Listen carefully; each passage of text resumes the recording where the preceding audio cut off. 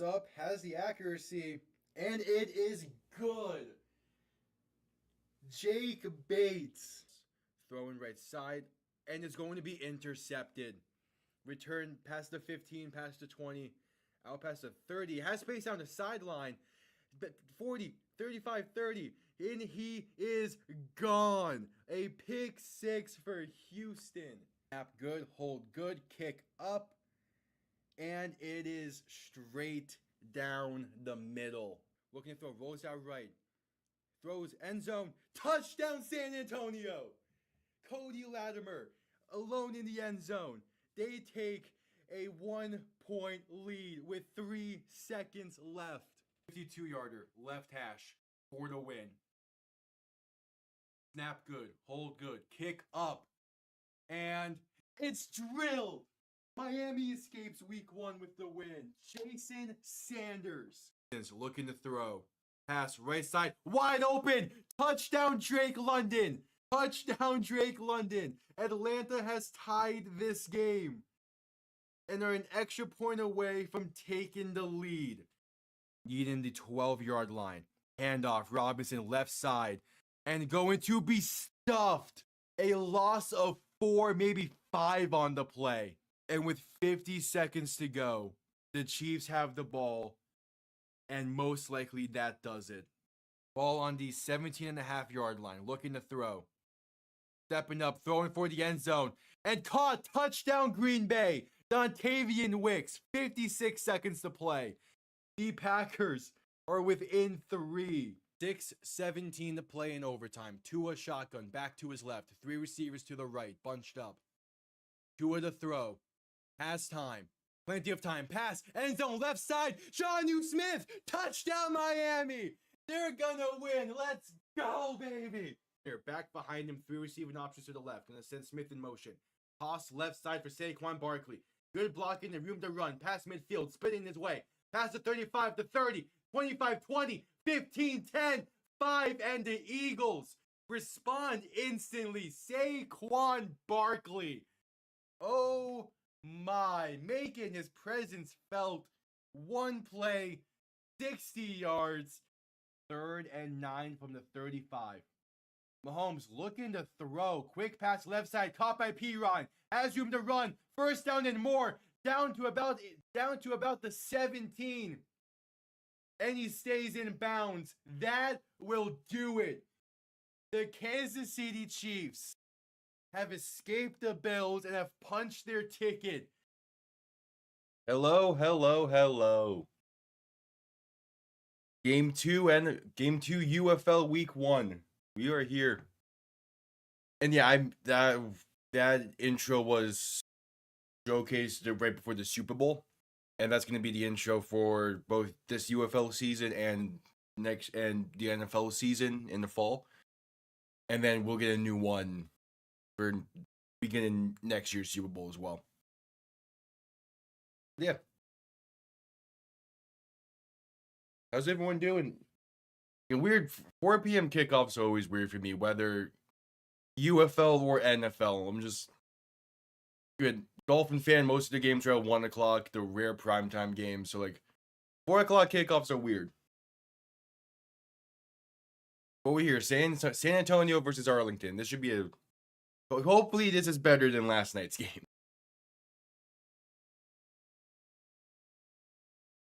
Or at least more competitive of a game.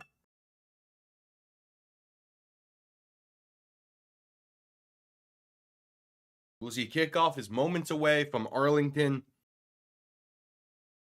And both teams had some shakeups from this year compared to last year. The main one for San Antonio being Kellen Mond is now the quarterback. And for Arlington, I thought the main shakeup was going to be the running back room, but they did end up bringing back De'Veon Smith. So now the bigger shakeup is their defense, which was already a okay unit last year. The idea is that it's better this year so that they'll be able to close out more games. But we'll see.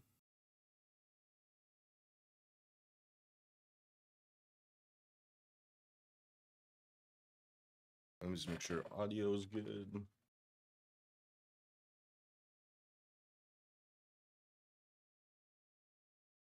There we go. Now that way I can hear game.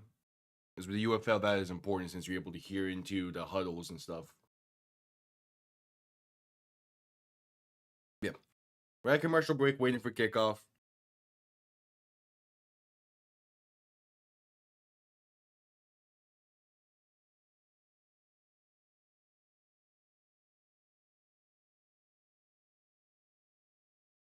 Again, there's two main things that we're hoping from this game compared to the one last night. One is better attendance, even if it's slightly better. You want to average around 10K attendance for the UFL, so hopefully we get closer to that number today. The second thing is we needed to be more competitive of a game. And there's a case where if last night's game took place in St. Louis, it would have been just fine. Because although it was a blowout, that same type of game in St. Louis and having the crowd behind it would have been electric. Wasn't the case. So today in Arlington, hopefully we have a pretty solid crowd and we have a competitive game. I don't think there's anything going on in Arlington around this time today, unlike yesterday in Houston. Yeah, the Rangers first pitch isn't until after around 7. So no conflicting games. So hopefully Arlington has a little bit better of an attendance. But obviously the main one for this week is DC tomorrow night. Oh damn, Joel Klatt's on the call again? That's impressive, dude. I mean, it makes sense, but okay.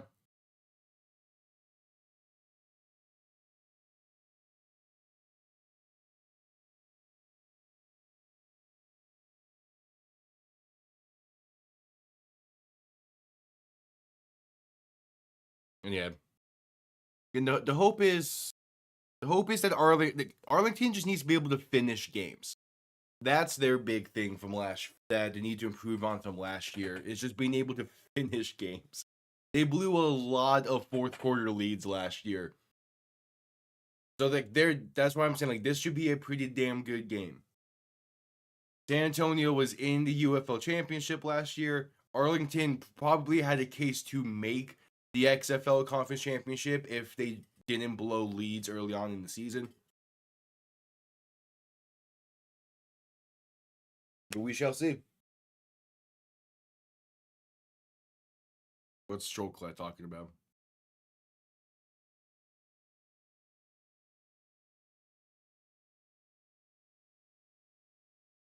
All right, teams taking the field. As here comes the San Antonio Brahmas to take the field.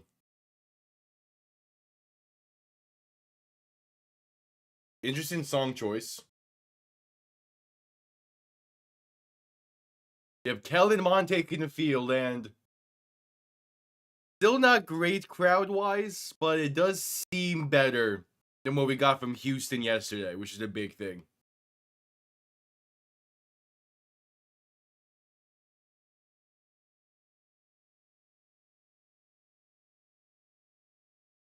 And yeah, the Renegades also changed helmets compared to last year.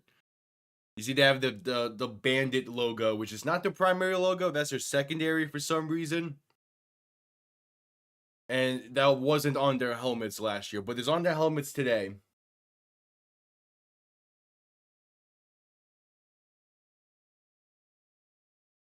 Yeah, the crowd it definitely looks more like 10K. Which again, that's a solid number to be at. It's not great, obviously, but it's solid, all things considered.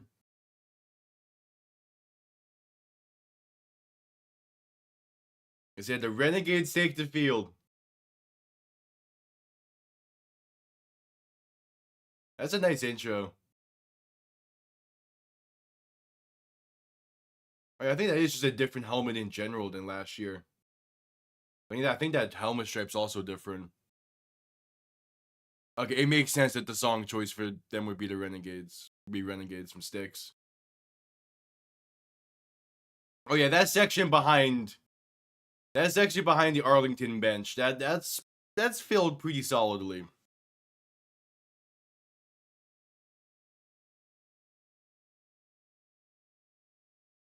All right, heading to a commercial break. Last one before kickoff. So again, the Brahmas, Kellen, Mond, new quarterback in for them. Wade Phillips still there as the head coach here. They should still have a really damn good defense that they had last year. Main thing is we saw with Houston yesterday is when you bring in a new quarterback, we saw it yesterday in general, that when you bring in a new quarterback, you really have no idea what you're going to get. Anthony Brown did not live up to expectations yesterday.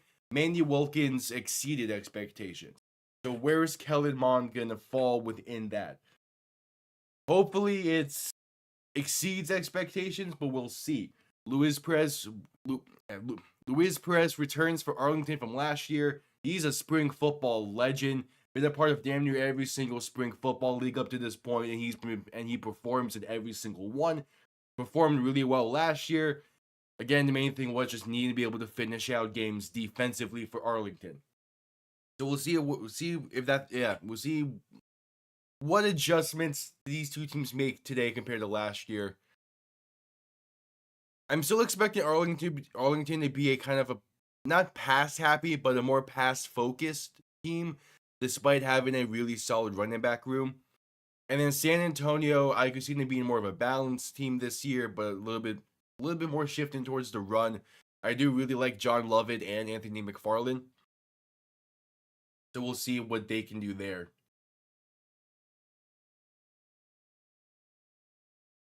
But again, they also have some solid receiving options. Only one tight end listed for San Antonio on the depth chart. They did lose Cody Latimer in the offseason due to retirement. And only having one tight end is interesting. They have one tight end who is inactive, but only one active tight end. Okay.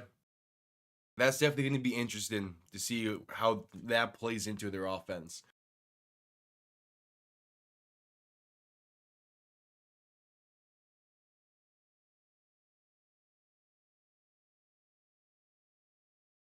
As we're still at commercial break.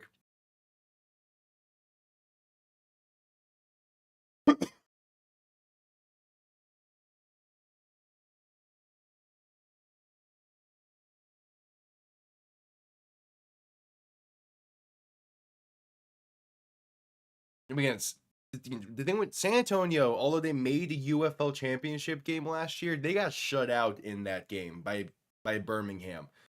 So the offense is definitely a key piece to look out for them this year. We'll see. And obviously, another storyline that San Antonio has, their kicker, destroying Donald De La Haye. He's back from injury. He got injured in week 2 last year. It was a neck injury.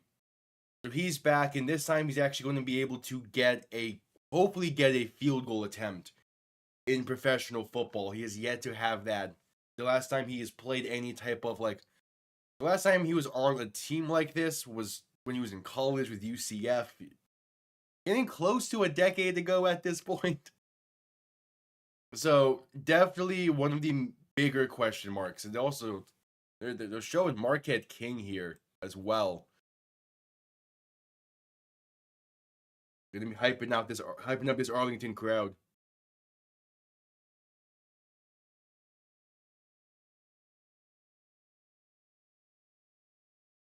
Yeah, there's definitely there's solid crowd noise there.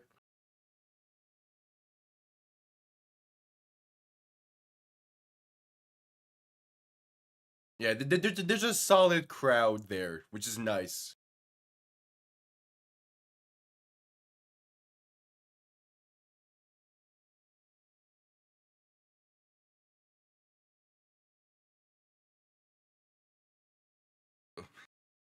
Well, because that was when the NIL shit wasn't allowed, so he got kicked off the UCF team, destroyed. But to be fair, the video that did get him kicked off was him shit talking the football team because it was right after, it was right before the 17 and not 17, no, right before the 2017 national championship season. So it's funny.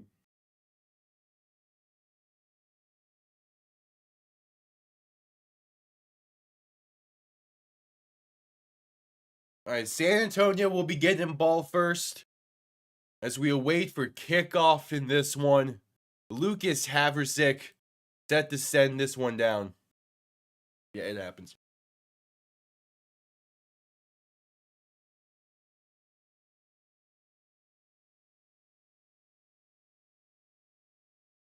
Yeah, so again, the UFL uses this kind of dynamic kickoff. The NFL does. The XFL originally started a few years back. UFL is using it now this year as the kickoff is underway. This will be returned inside the 5 at about the 3 and going to work that left side past the 20-25 and down to about the 28. And Kellen Mond was taking the field with this Brahmas offense for the first time this season. Former Minnesota Viking gets his first professional start across NFL and spring football. So let's see what he can do.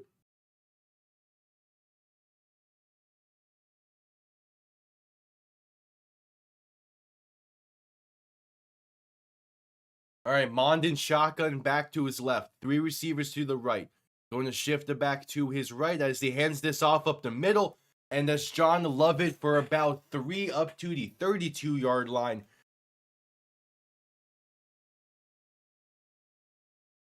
All right, pretty solid first play. You take that. But yeah, John Trey Kirkland's the main receiving option for the San Antonio team. John Lovett's the main back as Mond is in shotgun back to his left. There's Kirkland being sent in motion left to right to make it a three receiver look on the right side. Mond's going to hand this off to Lovett once again. He's going to lose about 3. Donald Pay on the tackle for loss, and there's a 3rd and 10 for this San Antonio offense. I don't get that play call. And then Donald Pay, he had a free lane there as well. So officially a 3rd and 9. Mond in shotgun back to his right. 2 receivers to each side. Making some adjustments at the line as it looks like Arlington is going to be sending pressure.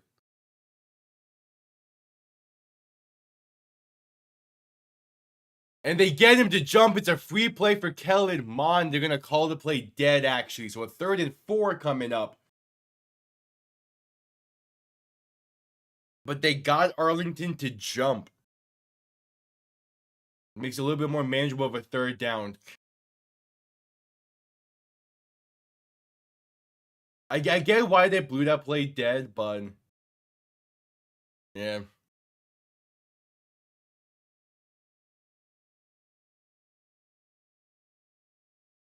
All right, 3rd and 4. Mond alone in shotgun. 3 receivers to the left, 2 to the right. Ball on the 35-yard line. Play clock winding down, and they're gonna get the snap off in time. Mond looking to throw for the first time today. Pressure coming, escaping into his left. Still looking downfield, still trying to escape. Still looking, and finally brought down. A massive sack inside the 20. And the Renegades forced a 3 and out. Will Clark gets home.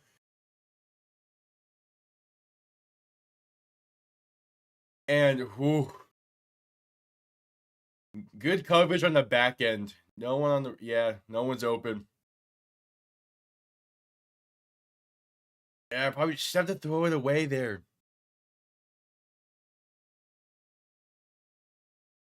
All right, but that's a loss of 16 as the punt from Brad Wing comes off clean.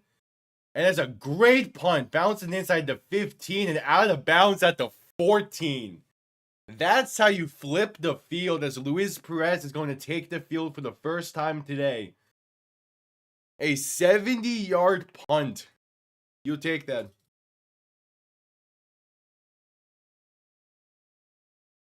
Hello, hello. And welcome to the UFL. Panthers fan of the UFL, hell yeah.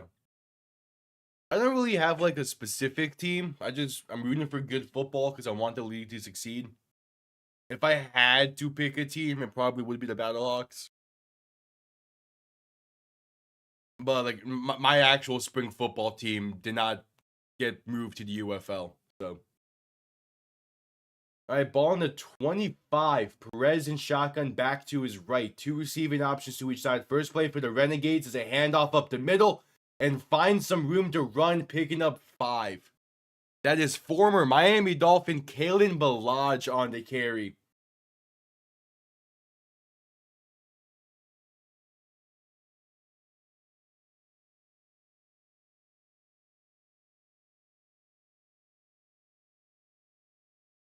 There's quite a few former Dolphins that are going to be seeing some action this week. Balaj is one of them. Perez under center, back behind him. 3 receiving options to the right, ball on roughly the 29. Going to hand off to Balaj once again, right side. Good blocking and room to run for a first down and more, down to the 40. Back-to-back solid runs for Kalen Balaj. Welcome in.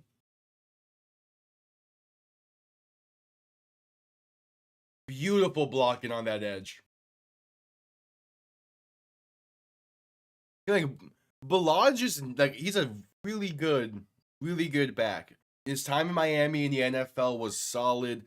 It's just eventually the running back room in Miami got too full. As Perez in shotgun back to his left, looking to throw first time today. Pass left side is caught, and that's a gain of about 2, maybe 3 for Tyler Vaughn.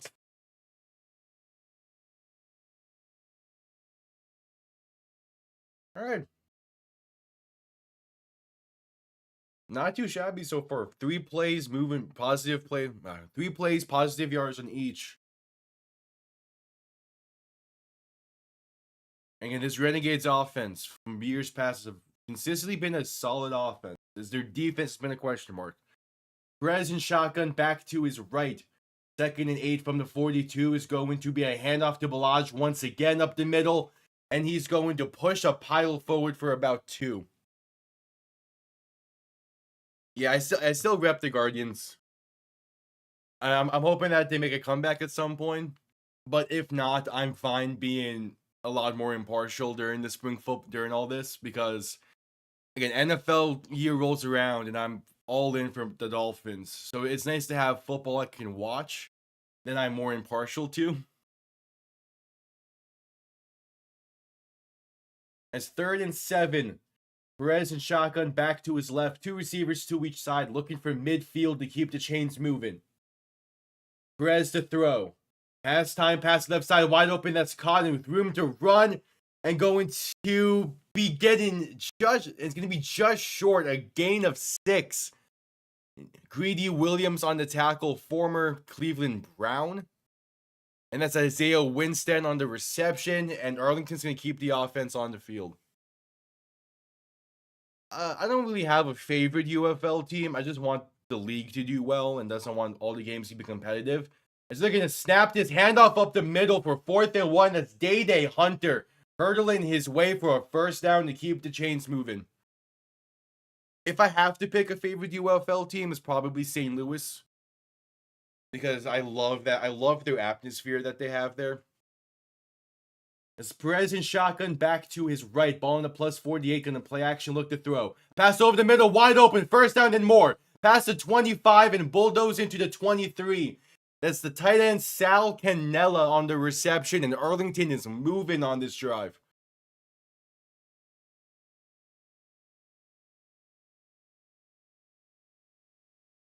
Back-to-back high snaps, though, but wide open over the middle. And beautifully placed by Perez. Yeah, I do agree that having a favorite makes sports as a whole better, no matter what sport it is. But I have my... Yeah, I still just love football at the end of the day. And there's a clock stoppage as Arlington's going to call their first timeout. They weren't going to get the snap off in time.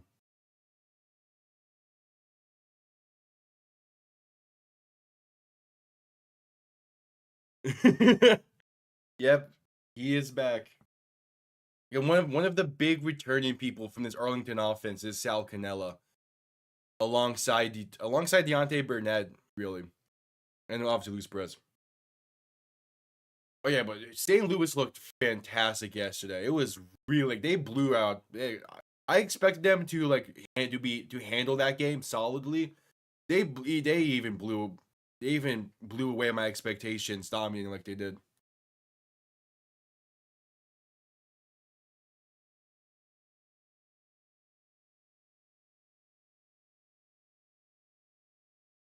Oh yeah, rough.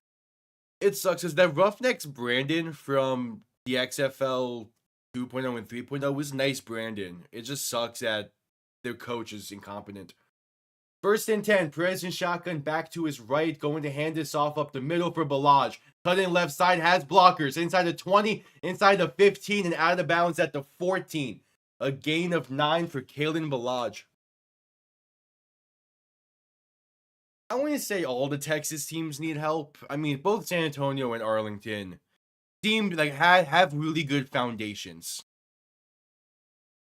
So like if they can build if they improve from what they needed to last year, they're gonna be just fine. It's Houston that has no foundation. Perez gonna hand this off once again up the middle for Balaj on 2nd and 1, and he gets the first down with a gain of about 3. I mean, like we saw yesterday that like DJ Johnson has no idea what he's doing at coaching that team in Houston. It's shocking how little he has to say on that sideline.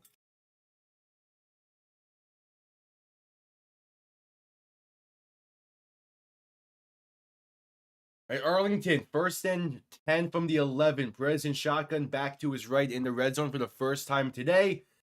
And there's a flag going to be false start on Arlington. Yeah, I saw that Mark Thompson was on Twitter talking shit. And I love it. Because if the league's going to have success, you need everyone bought in. And it just doesn't feel like CJ Johnson's bought in. No, they won't eliminate a team, but I could see them relocating the team. And Houston wouldn't be a bad bet for that. Brad's going to hand this off to Day Hunter left side on 1st and 15. And he's going to push the pile up to the 13, a gain of 3. Like, I wouldn't be shocked if we do see Houston moved and relocated and become like the Tampa Bay Bandits or another former USFL, XFL team. Yeah, they're adding 2 teams next year, which I'm kind of shocked by, kind of not. Assuming they pick good locations, is going to be to a benefit of the league. Perez in shotgun back to his right for 2nd and 12, going to look to throw. Has some time now, step into his left. Pass over the middle is caught inside the 5 and down to the 2. That's Sal Cannella on the reception. Is 3rd and 1. Columbus / Canton, I would not be surprised if they get a team. I also wouldn't be surprised if Seattle comes back. But personally, I would prefer a team in like Portland.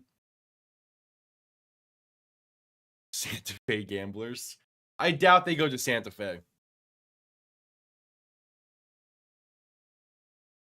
All right, we can head to a commercial break before this 3rd down play due to injury timeout. It's a Brahma that's down and having to be taken to the sideline real quick. Devontae Beckett, the inside linebacker. We head to commercial break. Like I plan to make another expansion video around the like right after the season ends. It'd be like a part 2 to the one I made last year. And this one's going to be more like East Coast, East and Midwest focus compared to the first one. Like the first one, I fully admit, I went heavy in the West Coast for that video, but I wanted to. Because I wanted to talk about Oakland and San Diego as well. And I already knew Portland was going to be a part of it, so I'm like, just fucking go West Coast. Yeah. Yeah, I made one last year. So I'm planning to make another this year. That again talks more East Coast and Midwest locations. Canton Farm. No, it would probably be the Canton Bulldogs. You bring that team back. I think it would make the most sense.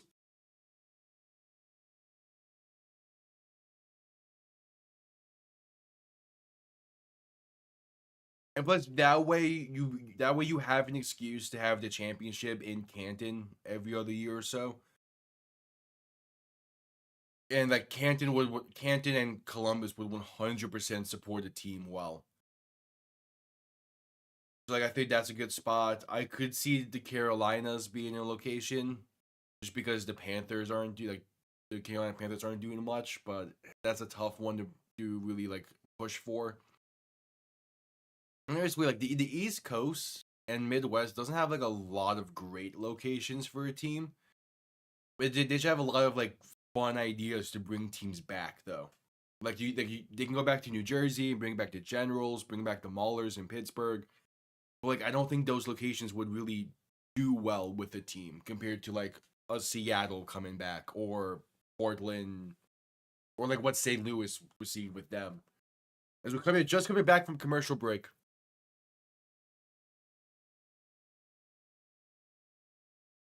Arlington down to the 2-yard line, 3rd and 1. Been a really effective drive. 5:54 to play in the first quarter.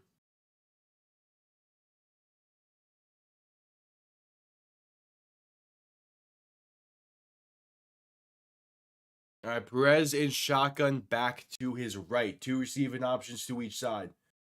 San Antonio looking to stack the box a bit. And there is a flag on the play. Movement up front. A false start on Arlington. Their second of the drive. And it's now 3rd and 6. That's a tough one.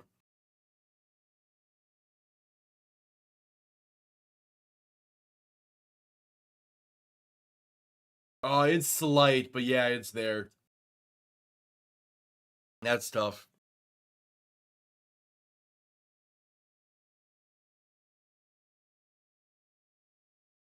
All right, so now 3rd and 6.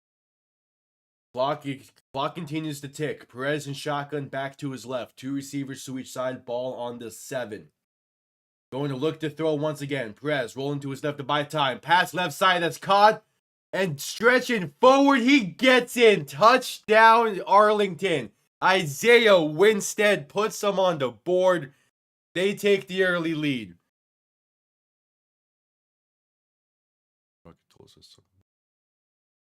Yeah, Memphis is also a team that I could see them relocating if they choose to go that route at some point. Oh, he's short. He gets the first down. It would be 1st and goal from the inches, but he is short. Just barely doesn't get the ball across.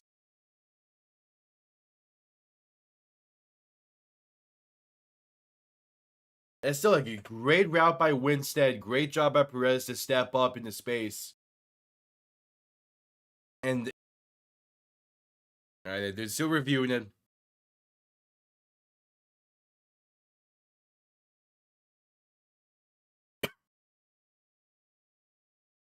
Yeah, they're gonna spot this at like the half-yard line, so it'll be 1st and goal.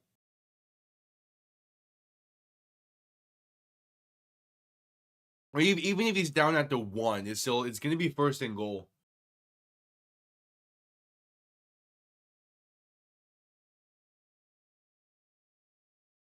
Oh, that's not Perez in. They're going T formation though.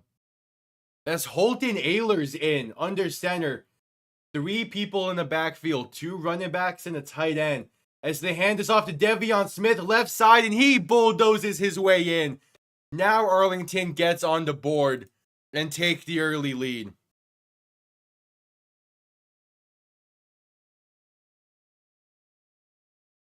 So Devion Smith, another big returning piece from last year, signed right before the season started, and he puts Arlington on the board first.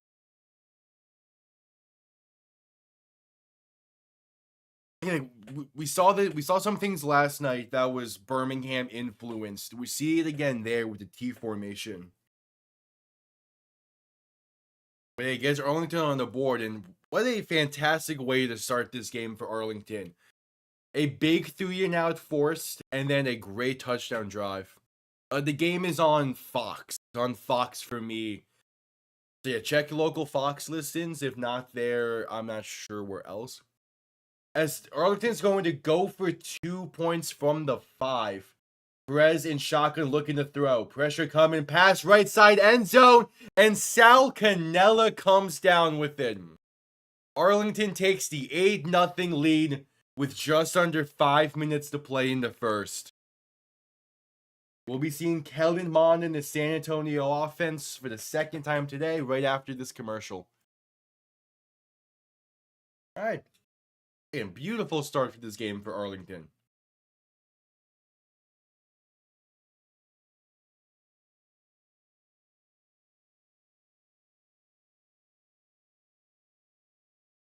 I mean, that was such a good. I mean, obviously the false starts aren't great, but like that was still a beautiful drive nonetheless.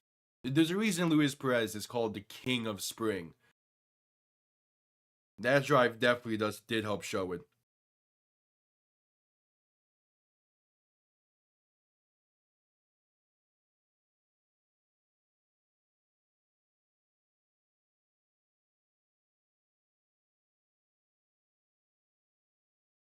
Again, that's a hell of an opening. I do think San Antonio it was 3 plays, hard to tell, but like Kellen Mond did a good job of avoiding pressure before eventually getting sacked on the opening drive. I just think San Antonio's gonna need to get the ground game established. That's their MO from last year, and it's probably gonna be their MO again this year, considering the return in talent they have. But like, obviously, we need to see Kellen Mond actually get passes off before we can lay judgment. So we'll see. A little bit of pressure now on San Antonio because of that. But yeah, no lead is safe in the U of L. No lead is safe.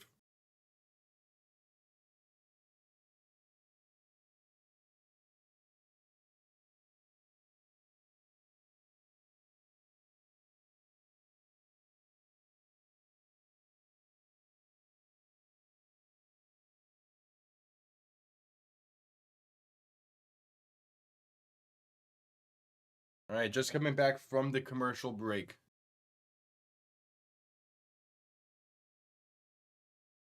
So we'll see Arlington send this one down. Lucas Haverzik said to send this one down.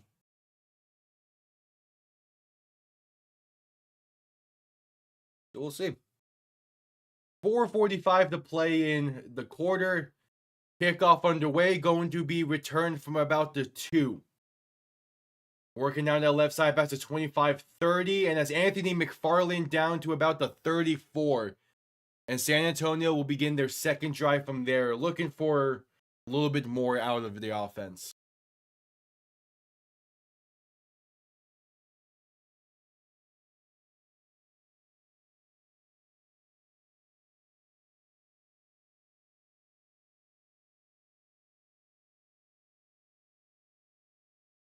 And talking to Luis Perez on the sideline now about their 3rd and 6 play from the previous drive.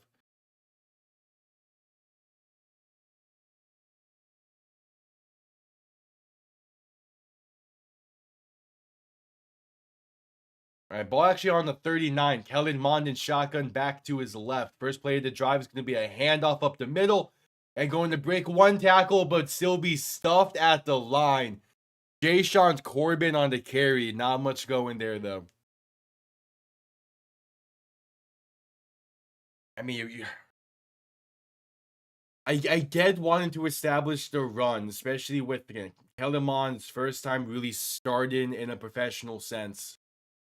But you're going to need to build off of this at some point and get the ball in the air. In shotgun, back to his left, 3 receiving options to the right, looking to throw. Pass left side, that's going to be a keyhole shot That's caught past midfield and inside the 45 to the 44. That was Jacob Harris on the reception. That's a beautiful throw by Kellen Mond. And a great keyhole shot. And that's exactly what San Antonio needed at this point. Placed perfectly. The ball now on the plus 44. Mond in shotgun back to his right. 2 receiving options to each side. And going to play action, looking to throw. Mond rolling to his right to buy some time. Pump faking and keeping it himself inside the 40 to the 39. Gain of 5. Good decision to use his legs there. Again, one of the things with San Antonio's quarterback room last year, which is kind of not necessarily indecisiveness, but an inconsistency aspect. So hopefully Kellen Mond provides some more consistency as he's in shotgun back to his left, 2 receivers to each side, ball on the 39-yard line. Mond looking to throw once again. Arlington sending pressure. Pass right side is incomplete. Looking for Marquez Stevenson. He slipped on the top of his route. Would have been open for at least 4.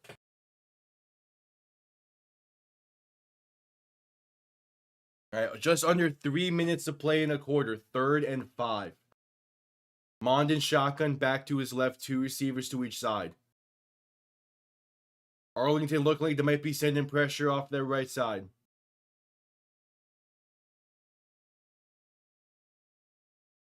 A big time 3rd down here for San Antonio. Mond looking to throw. Pressure coming off the right side. It's picked up. Throw left side and overthrown.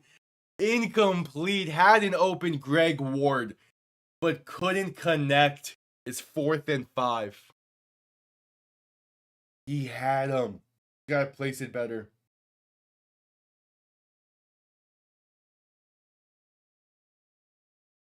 Yeah, it's there. That's need to have it. As they're gonna initially showing like they're gonna keep the offense on the field. But now out comes the punting unit.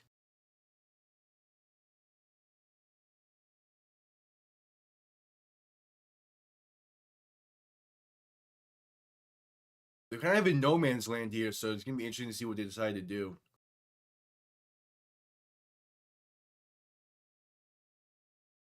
And seems like someone called timeout, but no official ruling. All right, San Antonio called timeout. Their first one. So again, last year in week 1, San Antonio did fake it. They did fake, I think it was a field goal that led to their opening touchdown of the season. So might see some trickery here. I think Kellen Mond is back on the field now, however.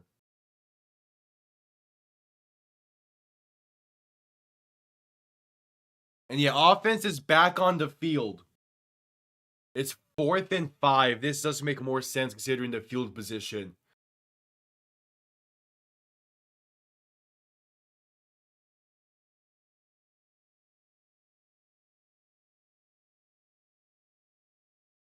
All right, so Mond in shotgun back to his right. 2 receivers to each side. And Mond looking to throw. Pressure coming, but has some time. Pass right side. And is that picked off? They're saying it is. It's either picked off or incomplete. Either way, it's a failed 4th down try for San Antonio.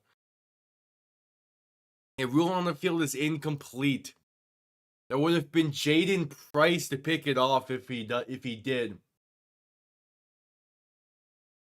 No, that's incomplete. Still a great job to get that ball loose by Jaden Price. Looking for John J. Kirkland as we head to a commercial break. And so they mentioned and showed something interesting right before that 4th down play. This is the first time I've seen this. But head coach Wade Phillips is not on the field. He is in the booth. What? I don't think I've ever seen a head coach who throws the challenge flags then.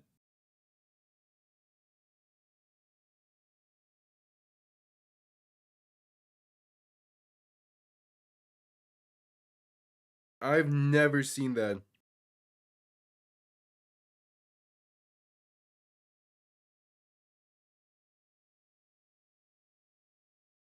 That is interesting to say the least.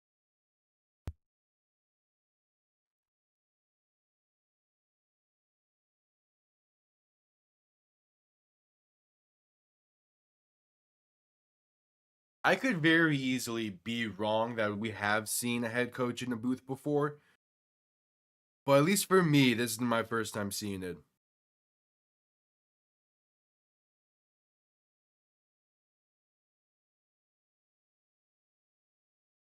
So that we'll see how much that plays an impact into San Antonio this year.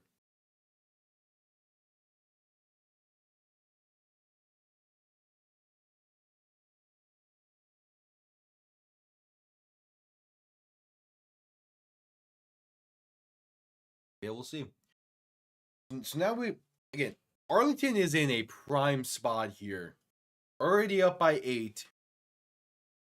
Chance to make this a 2-possession game. San Antonio's defense, that was it. It was a San Antonio's defense last year was a fantastic defensive unit. They're gonna need to find something on this drive to keep and try and maintain in order to maintain one possession here. As we're just coming back from commercial break.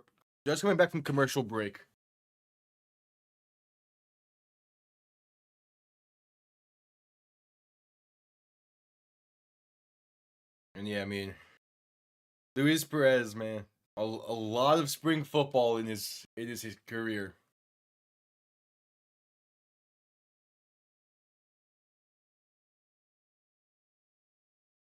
And he's been playing well so far today.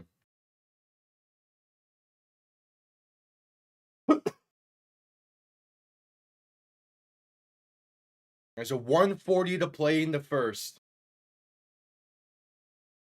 Perez in shotgun back to his right. 2 receiving options to each side. Ball on the 39-yard line. Going to hand this off up the middle, and that's going to be Day Hunter. Room to run.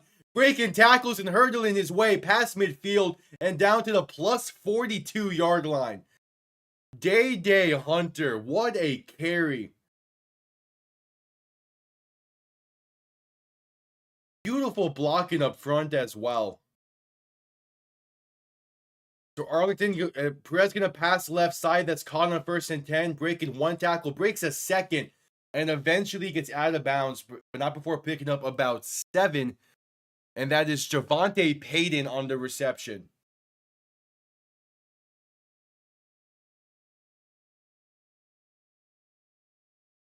Officially ruling it a gain of 8. A minute to play in the first. Arlington. It fired on all cylinders offensively right now. Perez in shotgun back to his right. 2 receiving options to each side. Going to hand off to Hunter once again, and this time he's going to get nothing. Stuffed at the line. A 3rd and 2 coming up.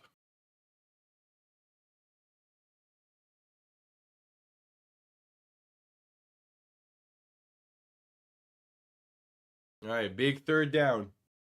They need to run one more play before the end of the quarter. Perez in shotgun back to his left. 3 receivers to the right. Need to get to the 32-yard line. Perez going to hand this off up the middle, and that's room to run for Hunter as he gets 3. A 1st down for Arlington, and that brings us to the end of the first quarter. 15 minutes in the book, and Arlington finds themselves in a beautiful spot. Really solid showing so far. All right, heading to a commercial break for the end of the quarter. I will quickly be right back.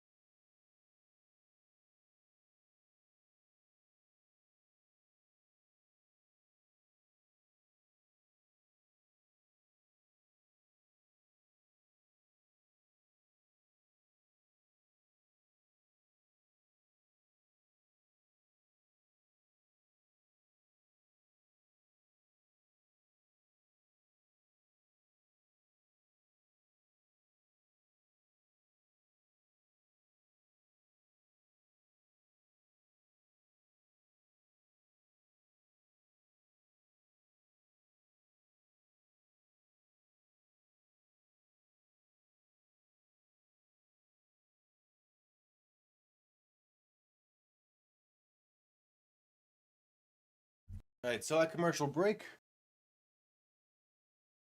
for the end of the first quarter.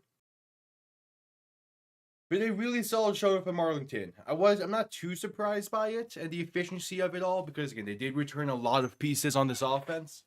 I'm more surprised by their defense and how well that they have stepped up today so far. Again, still early. Only been 2 possessions for San Antonio. There's still plenty of time left in this one. But early indications, Arlington's playing well.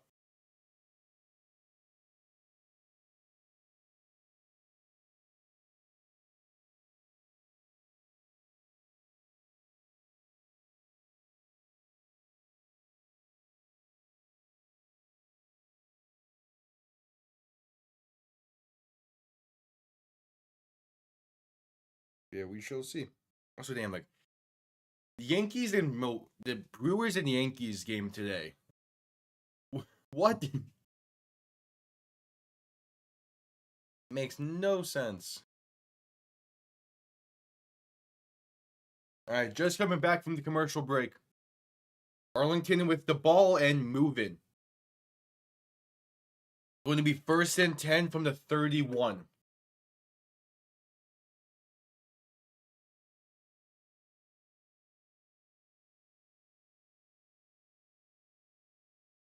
It's been a really solid. Like San Antonio, oh yeah, because they had like a 15-yard sack against them.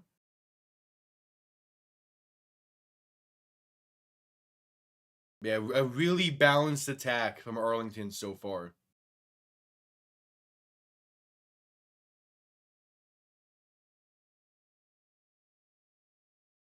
All right, 1st and 10 from the 31. Perez and shotgun back to his right. 2 receiving options to each side. Going to play action, look to throw. Perez over the middle, and it's picked off. Intercepted and being returned. Past the 25 and 30 and down at the 31. Right to the hands of Corey Mayfield. And the Brahmas defense steps up when they need to. That was directly to Corey Mayfield.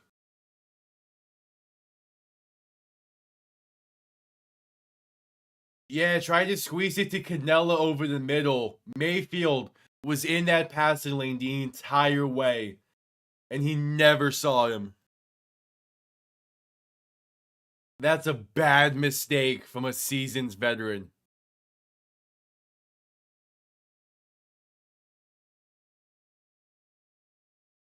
All right, so Kellen Mond back on the field in shotgun back to his left.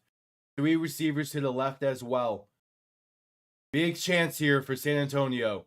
Gonna play action, look to throw. Mond with time, pass right side, caught by McFarland. And going to make some moves to get about 8 on the play. Go hurry up. Up the tempo right now.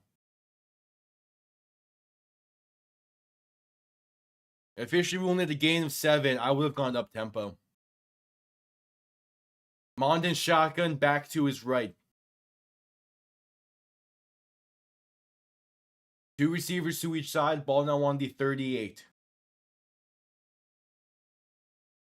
And Mond going to hand off to McFarland up the middle. Room to run past midfield. The 40, 35, and down to the plus 31. Anthony McFarland was a big returning piece from last year. And there he goes. Back-to-back plays, making his presence felt. Beautiful hole. Just a beautiful rushing lane. Offensive line play so far in the UFL has been fantastic. Besides Houston, but it's been fantastic.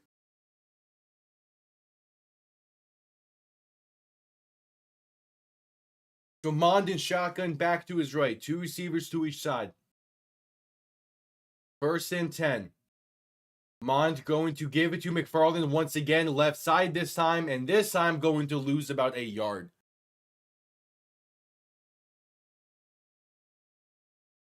All right, so you've ran that same inside/outside zone handoff a few times now. Mond has some mobility to him. This is where you get the RPO in there. This is where you do some read options.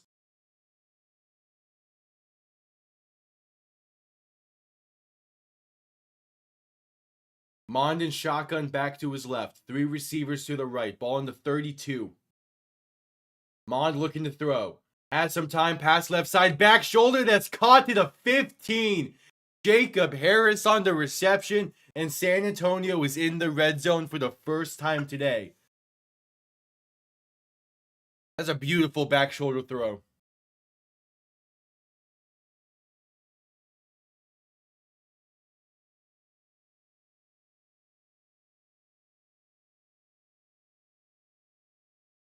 Howard Tampa Reed.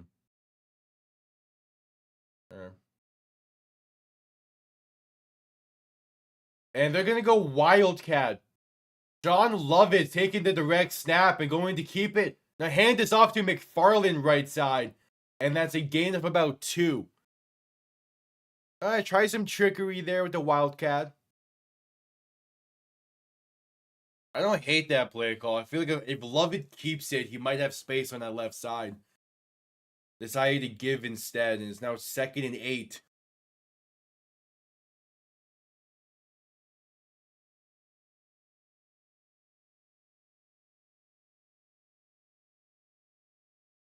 All right, so ball now on the 13.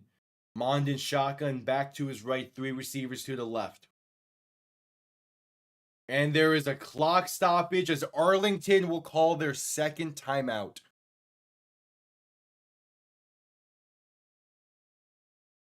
11:36 to play in the half, and that'll bring us to a commercial break. A much better drive for San Antonio so far. But definitely one that they need to cap off here. We need to be able to cap off this drive. It's been solid, but you just gotta be able to cap it off.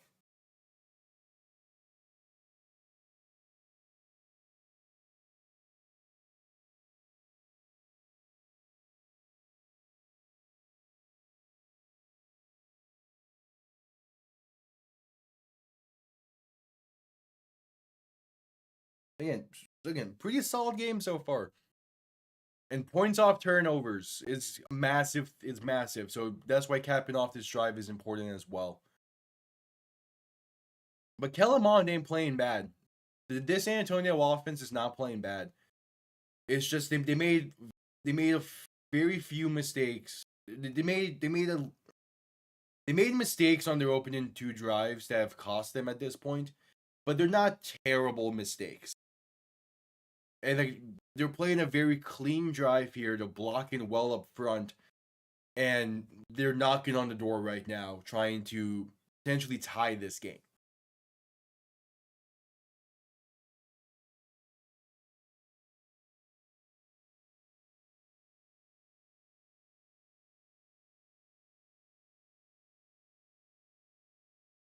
Yeah, we'll see.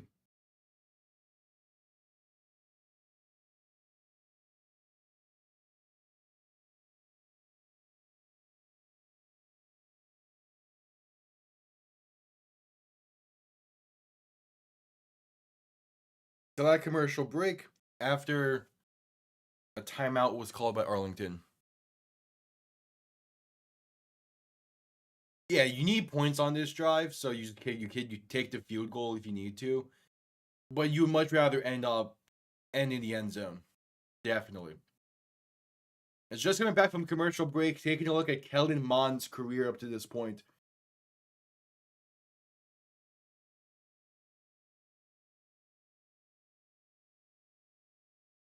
No, I knew Kellen Mond was a member of the Vikings. I didn't realize he bounced around every single year in the NFL.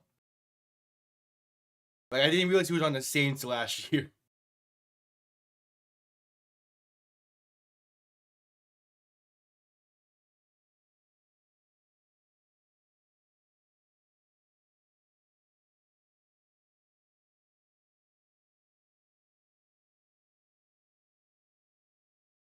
All right, so 2nd and 8 from the 13. Mond and shotgun back to his right. 3 receiving options to the left. And going to hand off to Lovett, but pressure instantly. And a massive loss of yards. Just instantly in the backfield as soon as the exchange was made. And it was Chris Odom on the tackle for loss.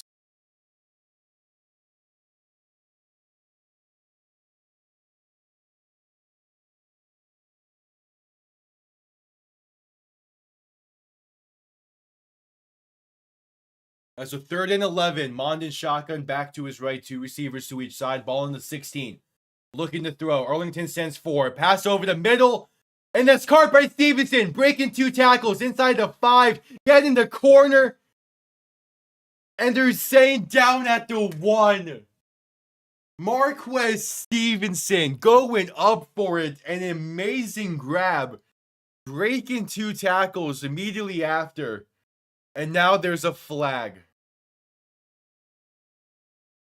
It's a face mask on San Antonio.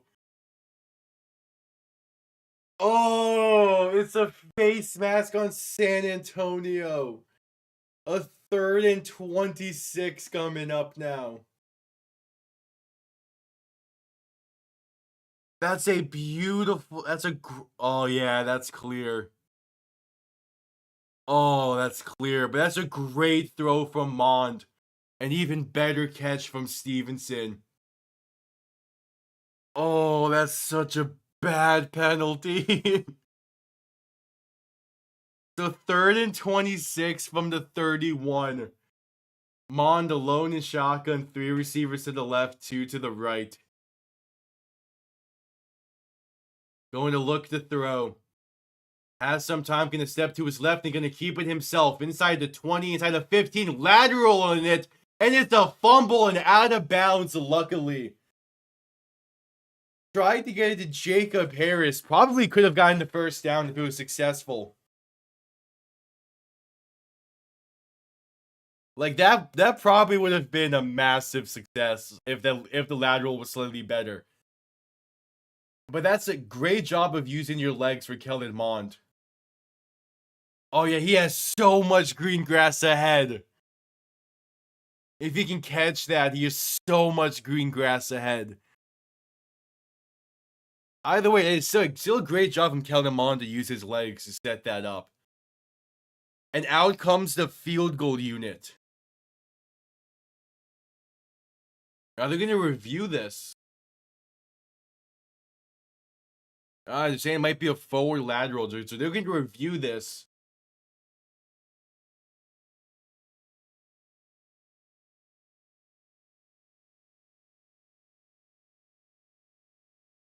So yeah, released at the 16. Touch at the 15. That's an illegal forward pass.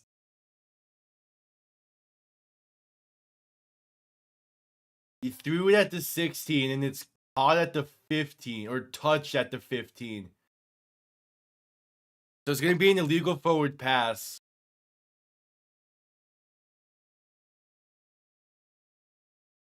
It's ever so slightly forward.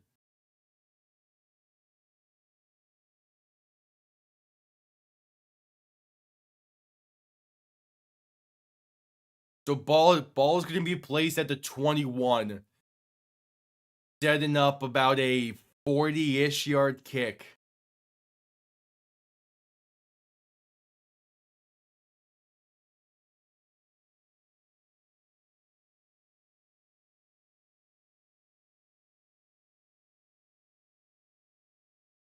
Yeah, illegal forward pass is now called.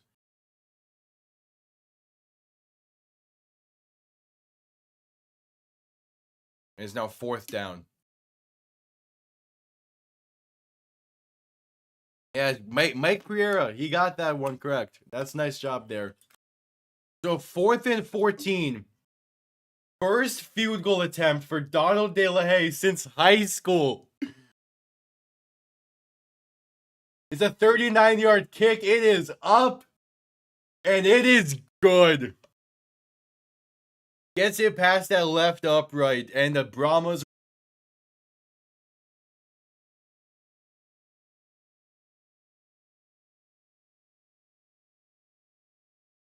It should be good. I have accidentally.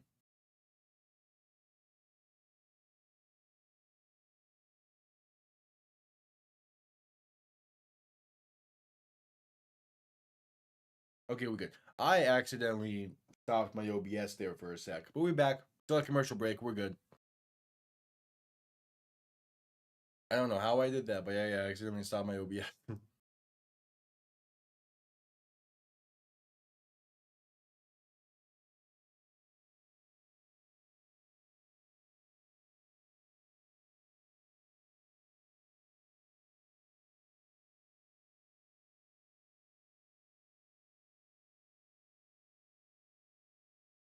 All right, just coming back from commercial break.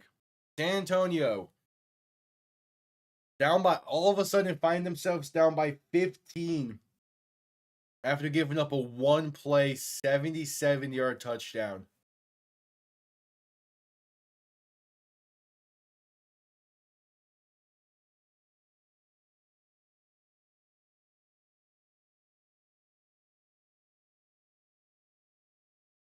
That's the longest run in UFL history.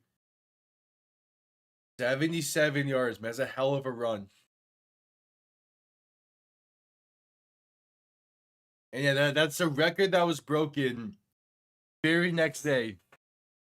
There's a 74-yard touchdown run last night by St. Louis. Arlington gets a 77-yarder today. As Lucas Haversick is set to send this one down.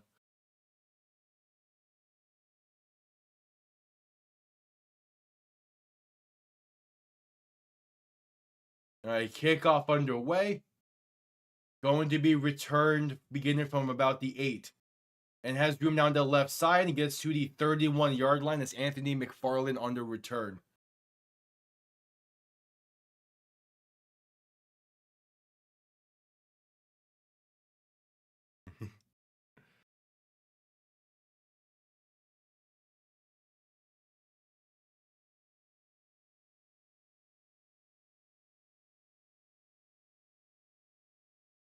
I love these sideline interviews that the UFL does as well.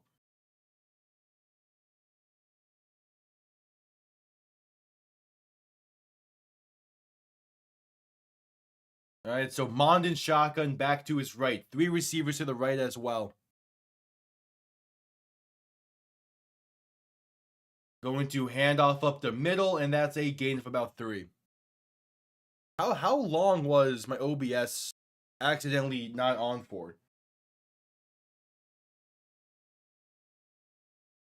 I'm really hoping to not miss.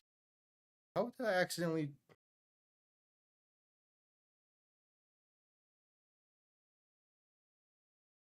I need to double check something.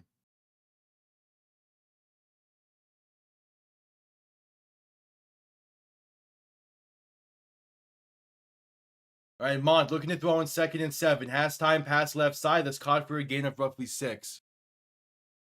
Yeah. Really? Is after the daily hay kick? God. That's on me. I don't know how I accidentally turned off my OBS, but damn it.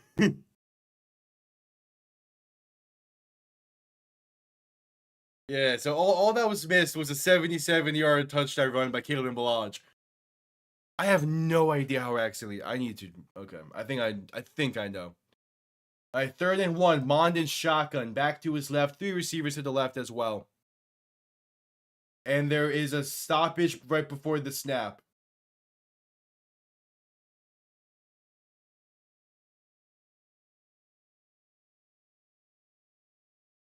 San Antonio is going to call timeout. Okay, I need to move where I have these buttons on my stream deck. There you go. That should hopefully avoid any mishap now. Because I think what happened was I changed the possession and I held on to the button to get out of that folder a little too long and it hit the end screen. It hit the end OBS stream.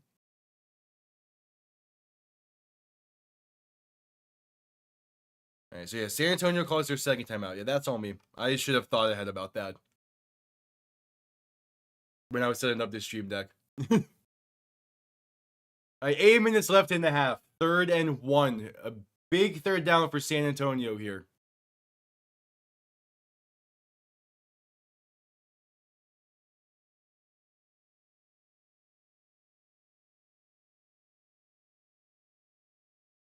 Mond in shotgun, back to his left. 2 receiving options to each side. Sending the receiver in motion left to right as Mond's going to hand this off up the middle for Lovett. And it's close. Depends where the spot is. Initial spot might be a first down for San Antonio when it is. That is close. Yeah, that's second effort. Yeah, he gets it. It's close, but he does get it.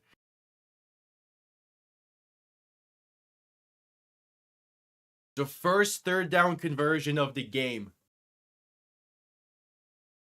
Mond and shotgun back to his right. 3 receiving options to the left. Ball on the 41. Looking to throw. Arlington sends 5. Pass tipped at the line and incomplete. Luckily, falls harmlessly to the ground.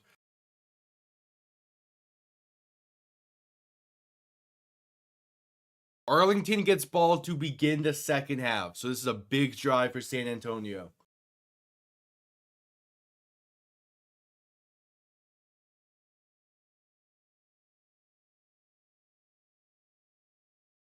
So just under 7 minutes to play in the half. 2nd and 10. Mond and shotgun back to his left. 2 receivers to each side. Play clock winding down. And they're not going to get the snap off in time. So they're going to have to call... No, it's just a delay of game.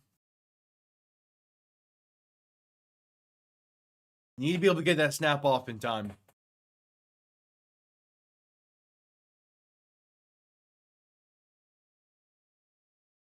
That's tough, man. A lot of pre-snap issues for San Antonio today. But those are things that can get worked out throughout the year. It's now 2nd and 15. Mond and shotgun back to his right. 2 receivers to each side. Going to look to throw. Has time. And pass left side is incomplete. Hit while being thrown. Had the time, though, just before it. It's now 3rd and 15. This Arlington defense, it looks vastly improved from last year.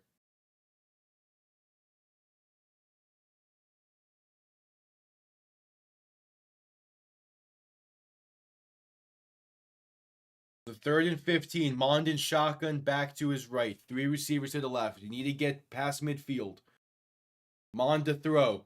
Pass right side is caught by McFarland for his screen. And it's blown up, a loss of about 2. Oh man, oh man. Chris Claybrooks on the tackle for loss. And Arlington's defense playing above expectations tonight.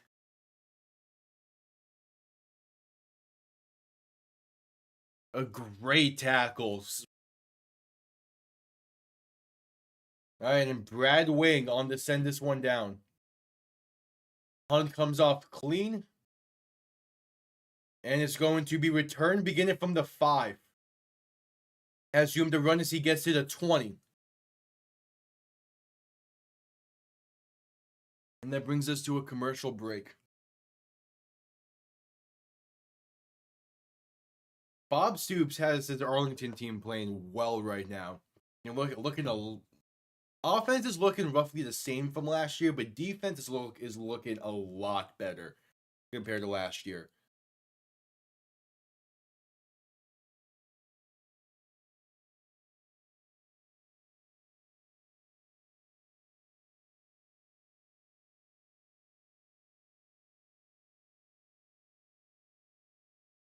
Yeah, we'll see.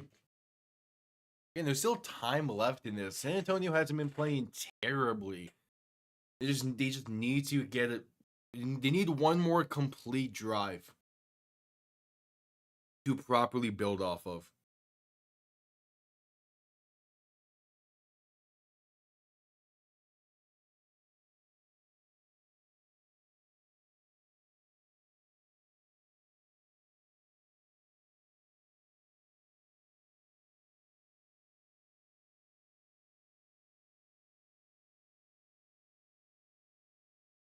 Okay, we'll see. We'll still like commercial break.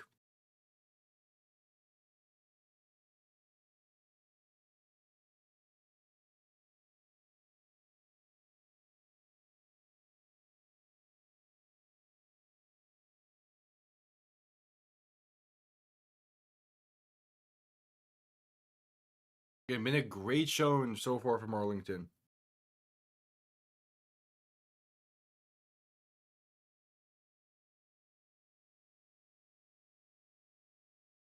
But again, it's tough. Again, San Antonio has done quite a bit that I like out of them so far. They just need to put it all together. Once they do, they're going to be back to what they were last year, which is a damn good team.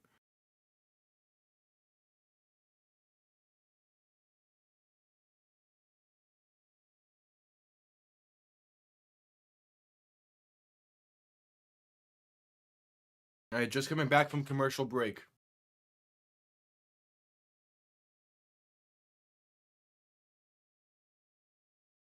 And there's Balaj on the sideline, hyping everyone up.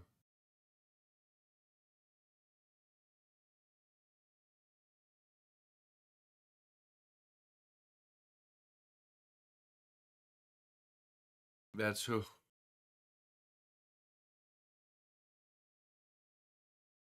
Another touchdown drive here for Arlington, and this can get ugly.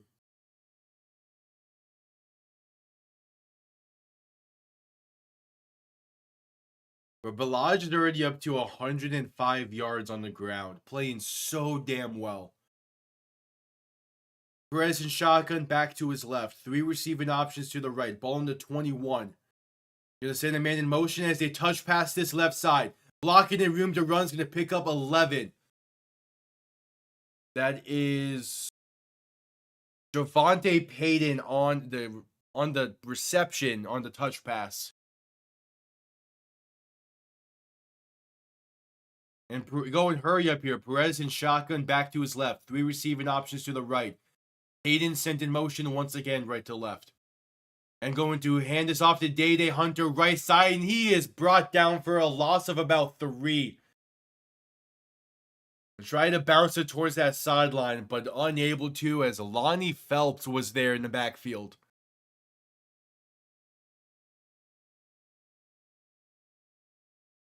All right, good shit. Just 4:20 to play in the half. San Antonio would like to have one more possession.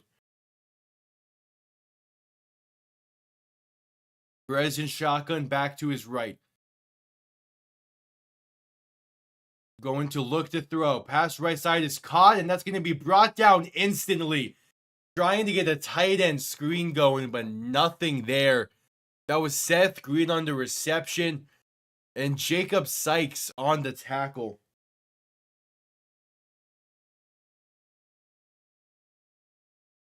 Third and 12 coming up.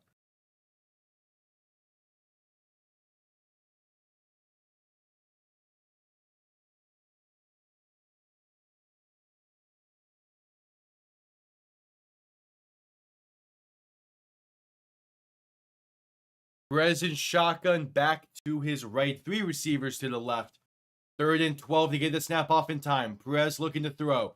Pressure coming. He steps up and avoids it. Room to run past the 40, a first down and more. Inside the 45 to the 47. Luis Perez using his legs.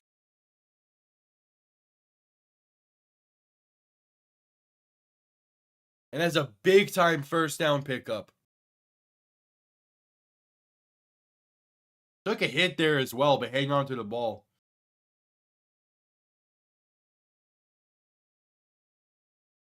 And again, that's some nice running there for a quarterback who's not the most mobile. And we're going to have a timeout called. Going to be the final one from Arlington.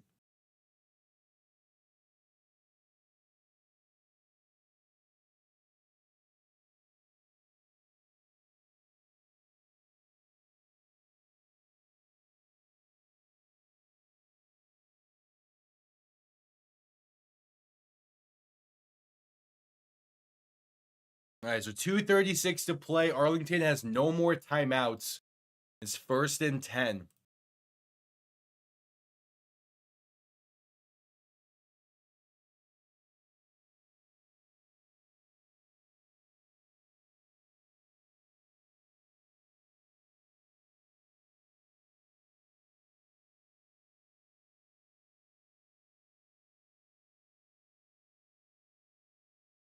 They have the 2-minute warning, so the clock will stop once more.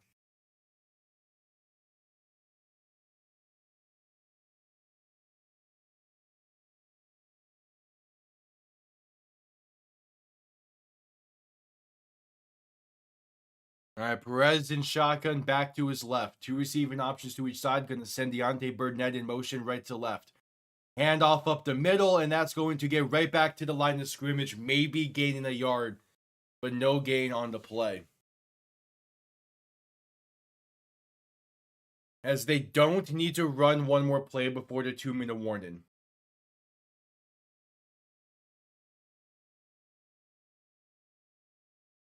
And Arlington gets ball to begin the second half, so they can double up here. Perez in shotgun, back to his right. 3 receiving options to the left. Game clock winding down, and they're going to get San Antonio to jump before the 2-minute warning.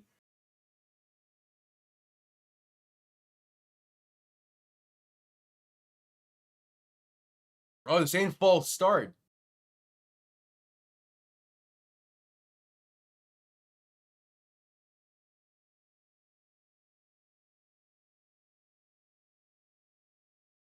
Yeah, it's false start on the left guard of Arlington. A second before the 2-minute warning. So that's called on Garrett McGinn.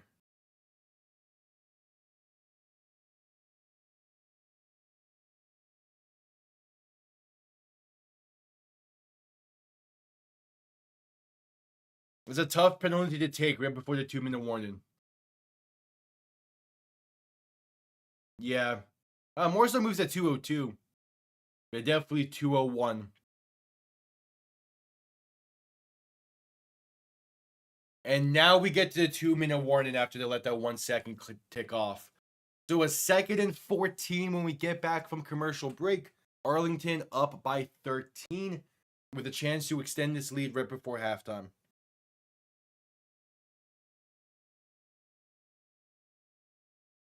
All right.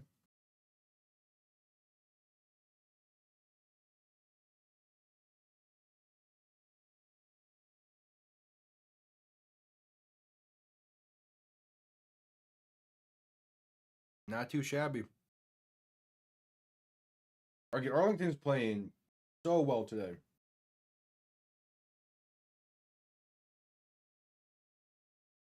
They're playing so well today. But again, the issue with them last year was finishing games in the second half, especially the fourth quarter. So yeah, they're playing well right now, but the second half is going to be a big thing for Arlington to see if they really have improved from last year.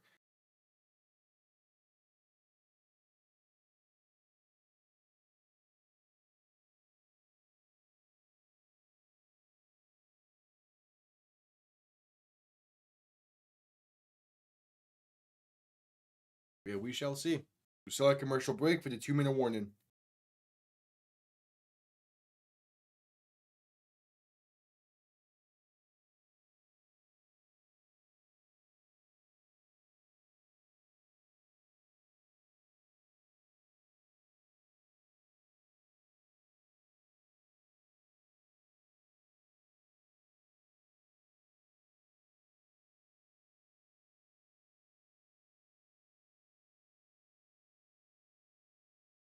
We shall see.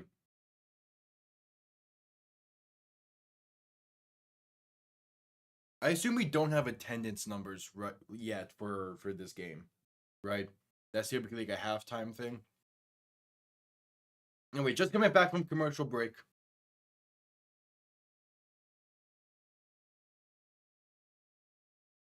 Two minutes to play in the half.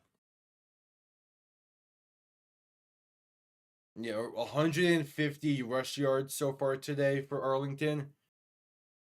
Running the ball so well tonight.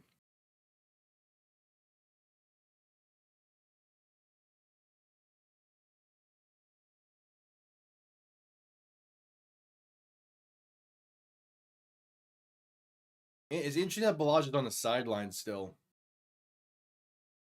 Perez in shotgun back to his left. 3 receivers to the left as well. And motion to back out wide to the right is Perez looking to throw. Pass left side, that's caught, going to be hurdling defenders past midfield to the 45. That's Luwan Winningham on the reception. And what a hurdle as well. 3rd and 2. Perez in shotgun back to his left. A much more manageable 3rd down.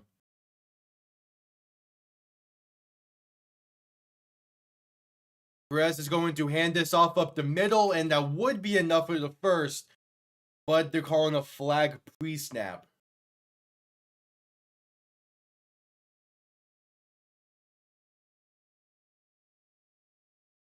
And they're going to be false start on Arlington with a 10-second runoff?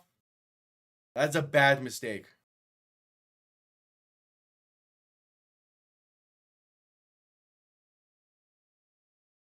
Right? We're just saying it's... Yeah, false start on Arlington.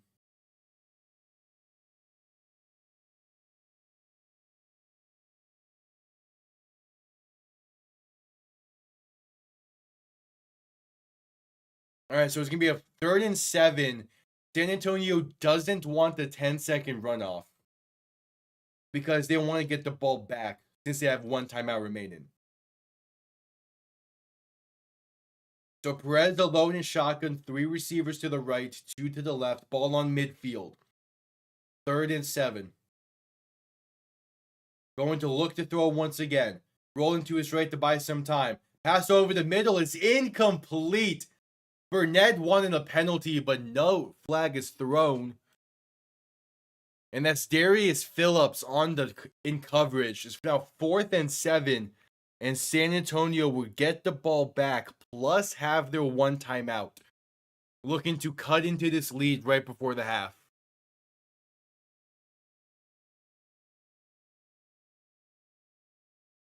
Big time chance here. Big time chance here for San Antonio. The punt by Marquette King comes off clean. This is going to be returned beginning from the 14. Trying to work that left side, gets to about the 16, maybe 17. Nothing yet for the attendance numbers. I'm not surprised. So.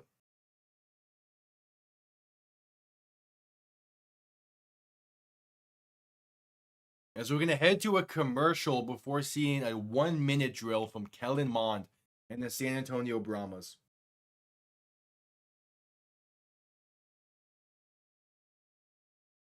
All right.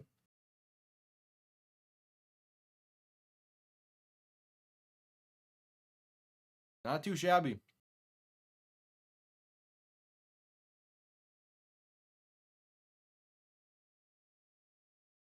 Depending on what San Antonio can do with this drive, they either set themselves up really well or in kind of a tough spot.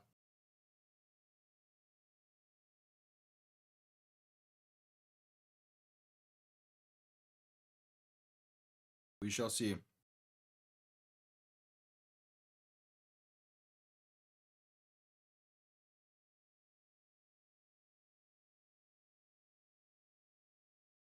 Yeah, we're still at commercial break.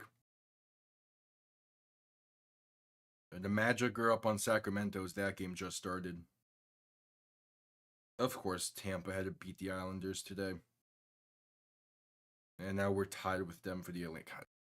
The race for the Atlantic Division in the NHL is coming down to the wire, and I hate it. I need the Kings to beat Toronto tonight. Birmingham, St. Louis, and DC will post those during the game. The Texas cities. Well, last year, all of them were posted around halftime. Or like slightly after halftime. So we'll see. But yeah, guys. I mean, St. Louis, they'll show the attendance numbers during the game. Like, I'm not worried about that one.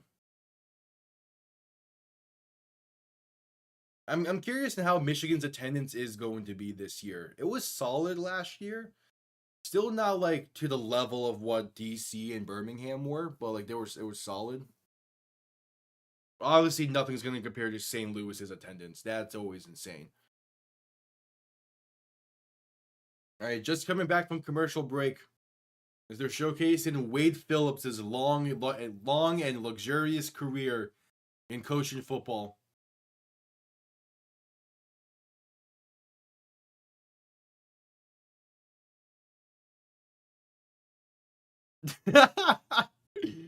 That's crazy. That's crazy. Wade Phillips has his 56th wedding anniversary today. Congratulations to the two of them, but that's very unfortunate timing, I'm sure. So Mond and shotgun back to his right, 2 receivers to each side, 1st and 10. Gonna pass right side, that's caught and going to be a gain of about 2 for Jayshon Corbin.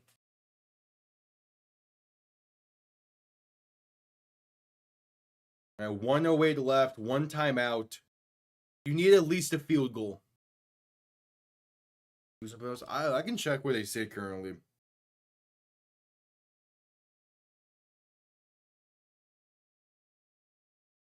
They currently have the last wild card spot in the West, the Blues. So Mond and shotgun looking to throw on 2nd and 9. Pass left side, that's going to be caught by Jacob Harris, and that's a gain of roughly 10, maybe 11. Are they going to say it incomplete?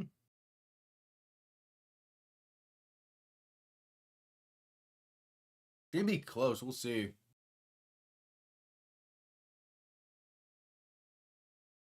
All right, so ruling is a completed catch with a fumble out of bounds. So it will be a 1st and 10. 1:01 to play. Ball on the 29-yard line. Mond and shotgun looking to throw once again. Arlington sending pressure. Pass left side. Throws the sideline. And that is caught. A great grab by Greg Ward. And a great throw from Mond with pressure in his face. Yeah, pressure while throwing that ball and still puts it on the money.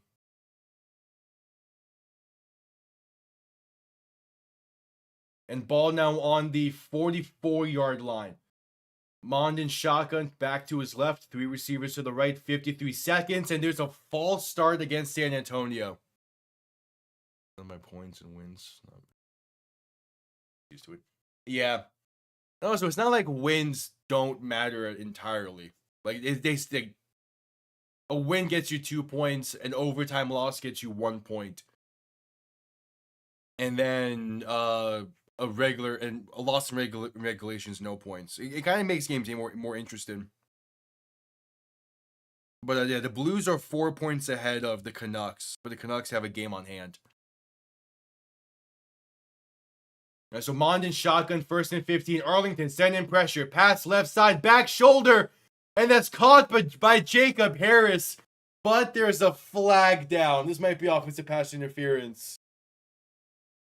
It's caught by Jacob Harris. Beautiful toe drag back shoulder grab. But they're going to call him for a push-off. Offensive pass interference. Such a bad time to take a penalty.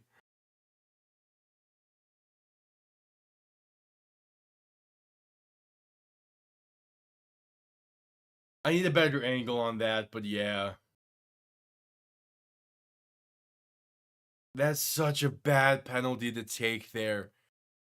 Now 1st and 25. And ball right back at the 29-yard line. All the progress basically has been negated on this drive. Mond and shotgun back to his right. Gonna play action, look to throw. Mond with time, pass deep, over the middle is overthrown and incomplete. It was a dangerous pass if that was on target, looking for Justin Smith. Yeah, Avs at the moment, that's a tough one. It's tied though. If you can either, there's like 10 games left, though. It's going to be a tight finish. All right, Mond alone in shotgun. 3 receivers to the right, 2 to the left. Need to get this snap off, and they do. Mond, quick pass right side is off target, incomplete. Looking for Jontre Kirkland. It's now 3rd and 25.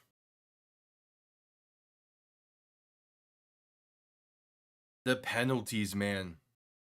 A killer.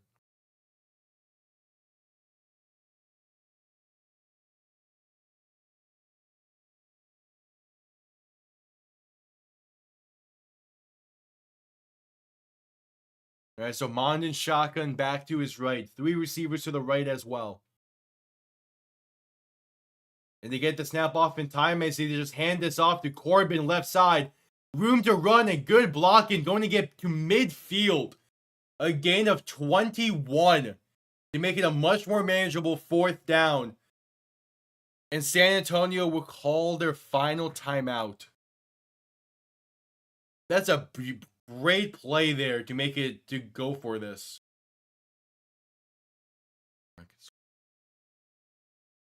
Damn, that's impressive that your bracket's still going good.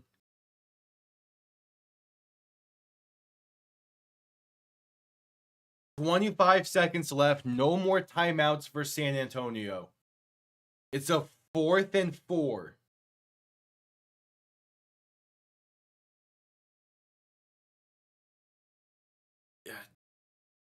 The main thing is, like, the main issue is that for as much as, like, you can go onto his Instagram and his TikTok and YouTube and all that shit, and you can see Destroy and hitting some of these long kicks. He hasn't done it in a actual game environment yet. So you can say he can hit from 50 plus. And you can say he can hit from this, like, from distance. You have to take it with a grain of salt right now. So you get inside the 35, you're feeling good.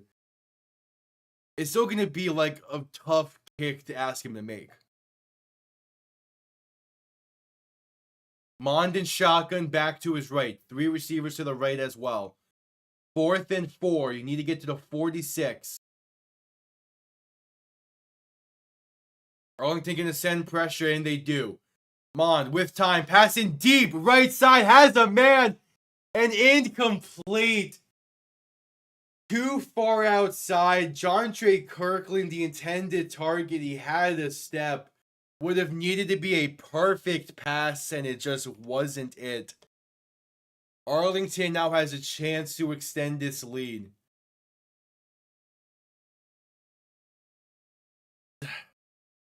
Throwing it deep like that does not make sense. It just doesn't make sense to throw it deep like that. No, you're good, Bob Flash. All right, 22 seconds left for Arlington. No timeouts. Ball on midfield.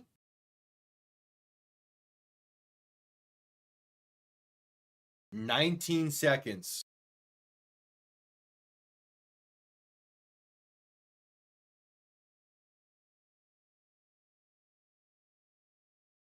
They have 19 seconds. In theory, they can hurry up and spike it if...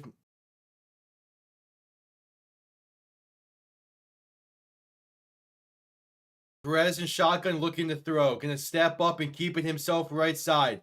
And he's now gonna throw it downfield. Wide open. That's caught inside the 15. And down to the 12. That's Tyler Vaughn.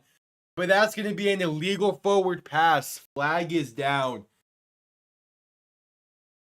Unfortunate penalty to take there.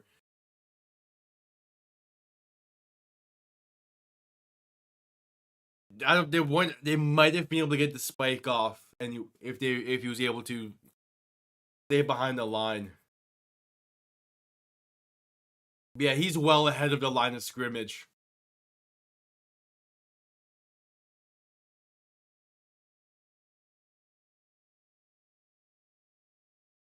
And with a 10-second runoff. There's 1 second remaining. Does the clock even stop?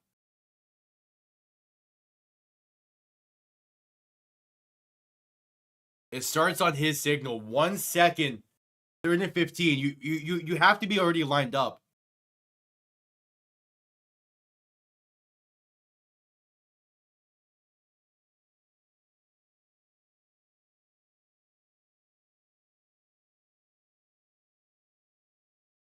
And yeah, that's the end of the first half.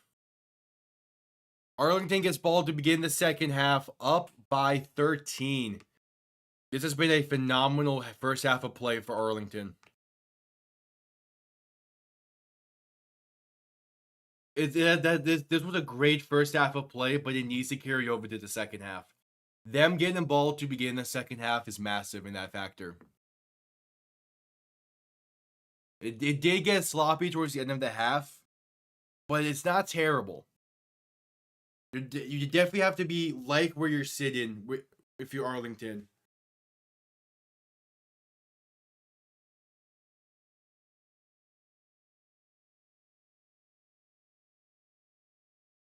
And yeah, Bob Stoops is saying that as well.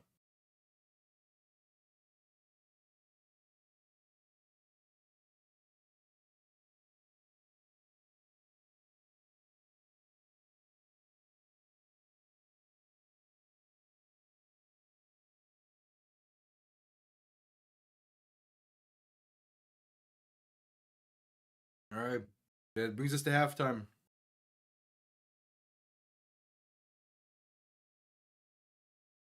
I mean, again, it's been pretty solid for Arlington. Definitely a lot they need to work on at the half. But this find themselves up by 13, getting the ball to begin the half. Can't be too upset. Defense is playing incredibly well. That's the key thing. 30 minutes remains in the second game of the UFL season. So we'll see what adjustments are made. We've reached halftime and a commercial break.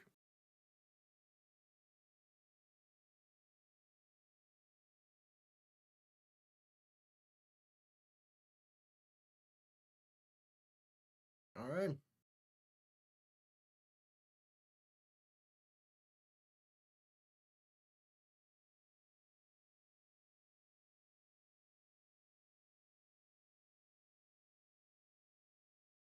Yeah, this has been. It's hard to really say if it's been a better game than yesterday. I mean, kind of has. Maybe it's just all around has been pretty damn solid.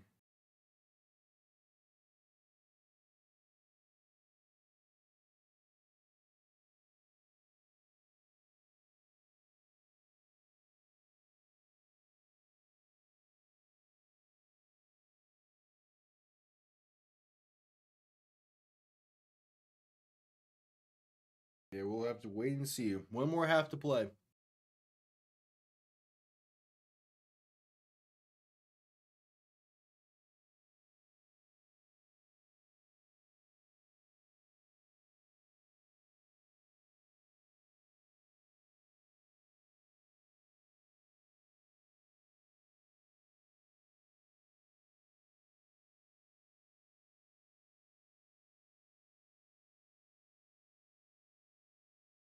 We shall see. What's been? I haven't really checked in on the MLB much. I know the Marlins are playing right now.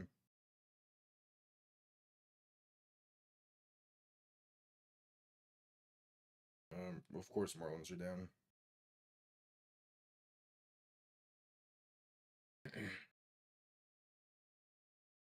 All right, yeah, nothing too. I mean, besides the Yankees putting up 20, there's nothing too outstanding in the MLB today.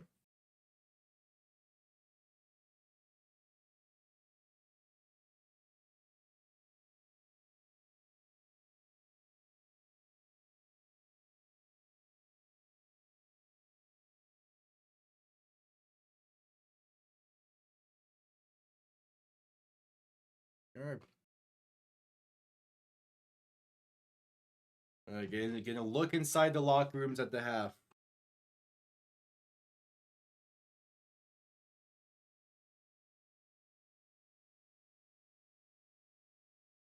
Okay, Arlington has been feeling pretty good, all things considered.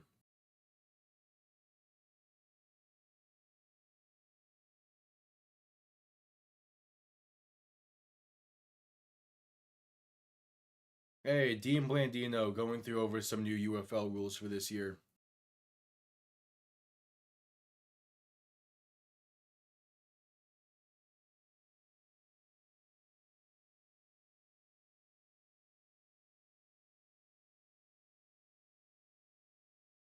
Yeah, discussing the dynamic style of kickoff that they're doing.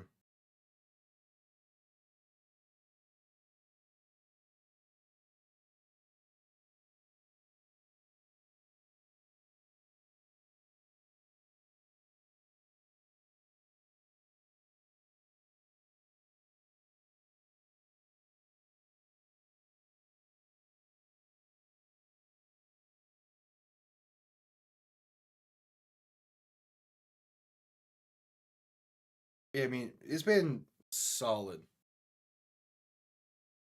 Tomorrow is the big day though. With Birmingham DC tomorrow, that's like the big game for week 1.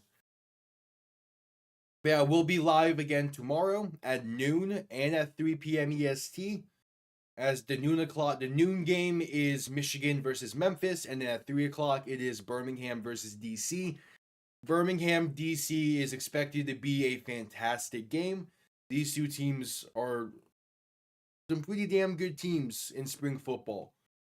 So that's the expectation for tomorrow. This game has been a little bit of a surprise. I was kind of expecting San Antonio's offense to be able to do a little bit more, but overall, it's been a solid game.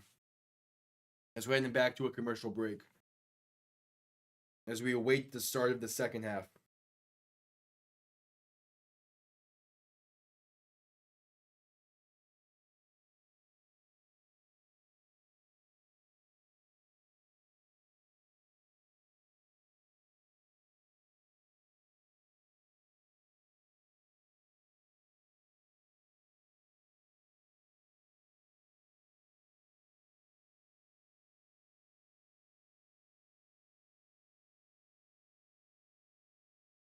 It's been interesting.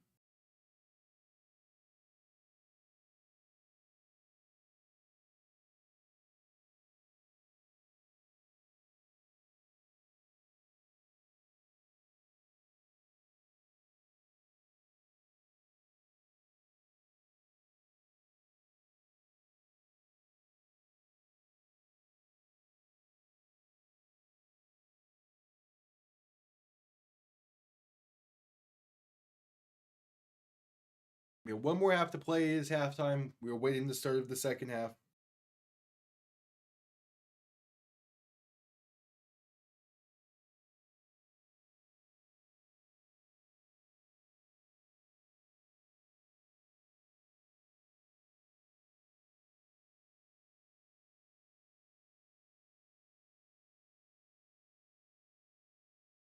We shall see.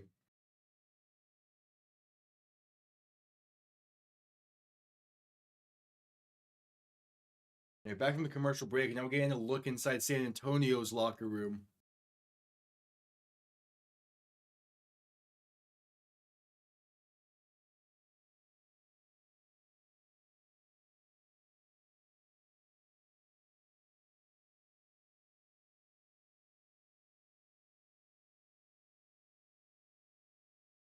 Yeah, Davion Smith has a rushing touchdown.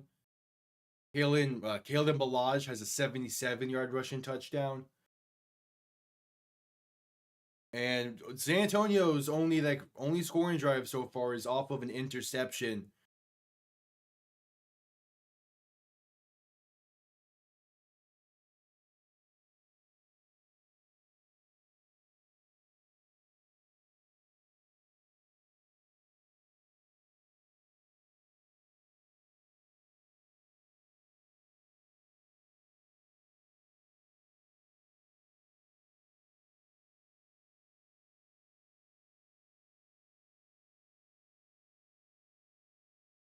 It'll be 150 yards on the ground for the Renegades so far. It's been impressive.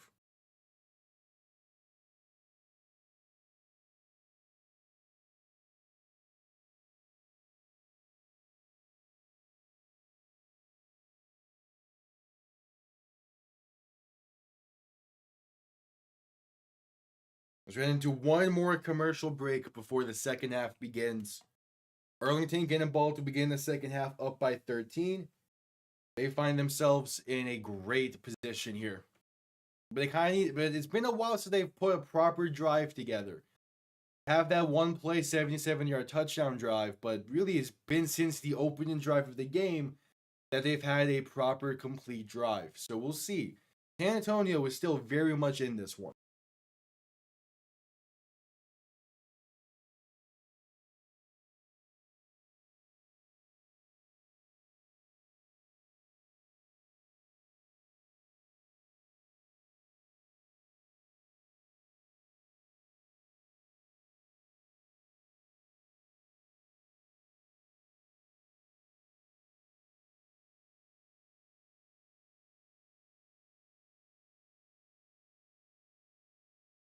All right, but we can sell that commercial break. We're still awaiting the second half kickoff.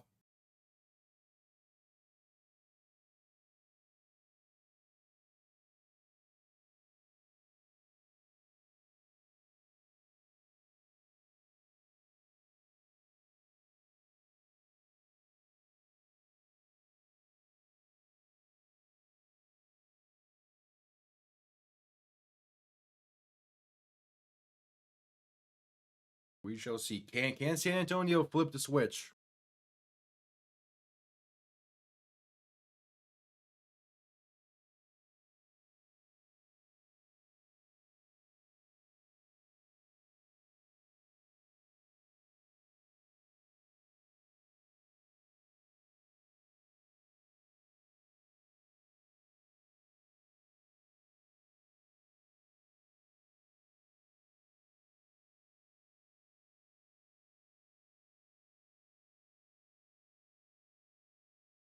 We shall see. We still have a commercial break awaiting the second half kickoff.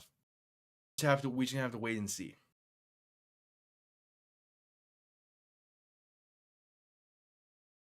Yeah, and I do have Birmingham winning tomorrow, but again, I expect it to be a great game. DC's defense, at least from last year, was a pretty damn good defense. As we're just coming back from halftime, second half kickoff underway here shortly. Arlington gets ball to begin the second half in a great position.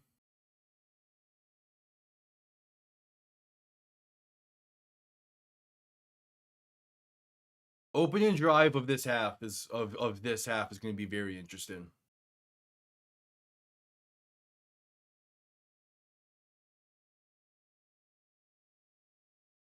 But again,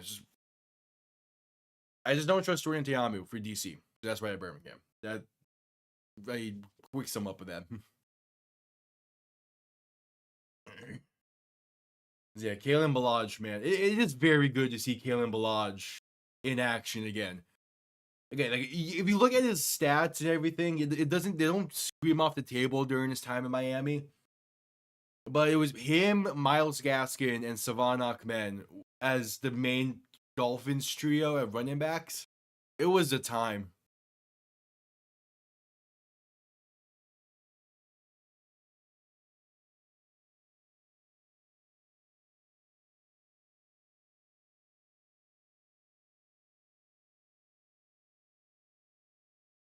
Showing Perez on the sideline. And there's Kellen Mond as well, warming up.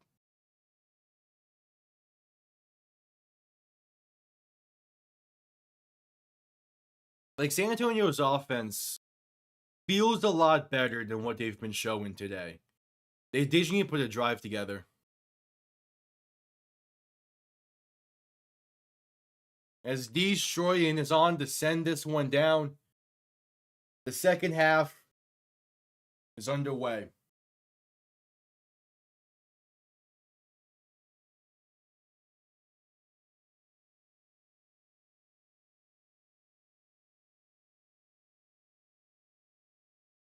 All right. There's the second half kickoff. This will be returned beginning from the 2-ish yard line and going to work his way past the 25 down to about the 29. So out comes Luis Perez. First drive of the half. As Kellen Mond's being interviewed on the sideline right now.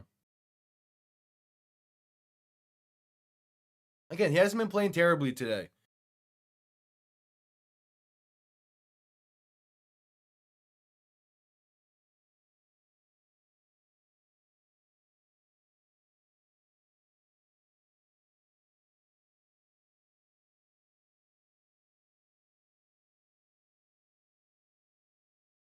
All right, so Perez under center, back behind him. 3 receiving options to the right. First play of the half. And it's going to be a handoff to Balaj right side. Has some pretty okay blocking and going to bulldoze his way past the 30 to about the 32, maybe 33.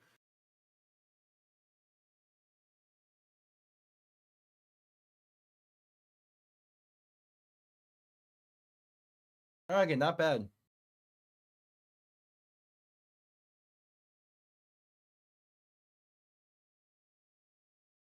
It has been a Balaj show today. As it's 2nd and 7 for Arlington. Perez alone in shotgun. 3 receivers to the left, looking to throw. Quick pass right side that's caught by Canella, and that's only a gain of about 2. A 3rd and 5 coming up. A big 3rd down here for San Antonio.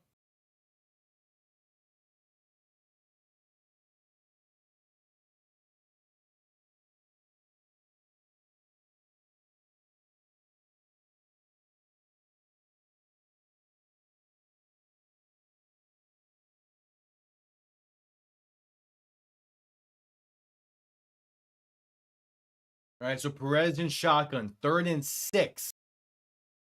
Back to his left, 2 receiving options to each side. Going to look to throw once again. Perez with time. Pass right side is too high and incomplete. Looking for Sal Canella, and it's a 3 and out for this Arlington offense.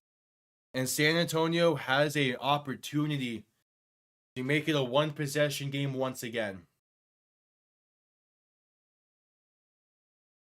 Yeah, it's great coverage. Great coverage and good pressure there. It's 4th and 6. Out comes Marquette King to send this one down.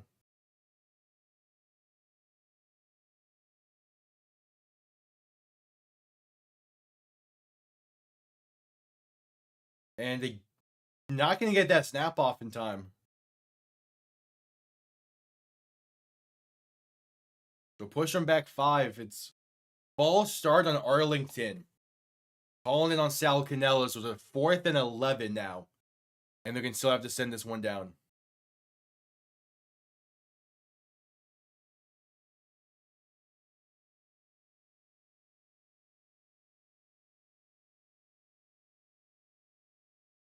All right.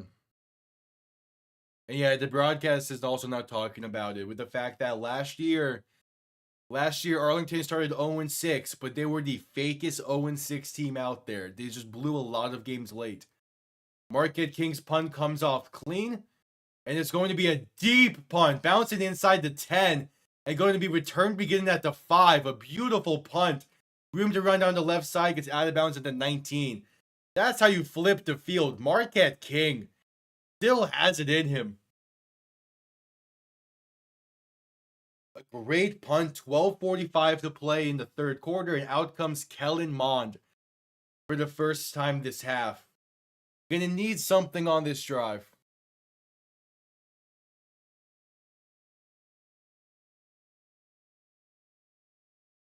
Gonna need something.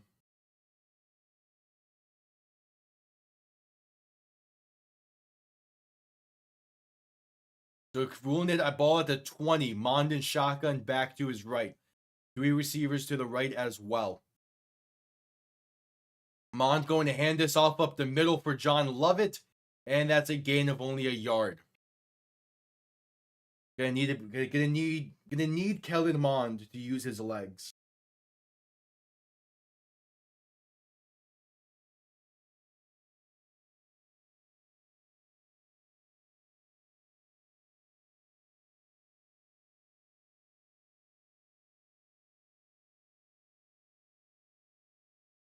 All right, Mond and shotgun back to his left. 3 receivers to the right. 2nd and 9. Going to look to throw a quick pass right side. That's caught.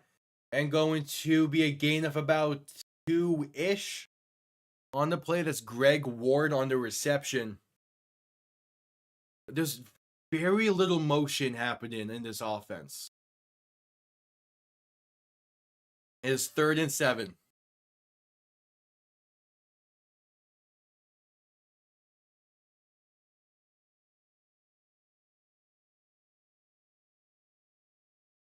Mond and shotgun back to his left. Two receiving options to each side. They have only converted 1 third down today. Arlington sending pressure. Pass over the middle is incomplete. Looking for John Lovett on the Texas route. And that's a 3 and out for San Antonio. Not great there. A great blitz sent by Arlington. Great blitz. Good stunt. Untouched. Donald Payne gets in there and had a lot of pressure. And now Brad Wing set to send this one down. Back-to-back 3 and outs from both teams.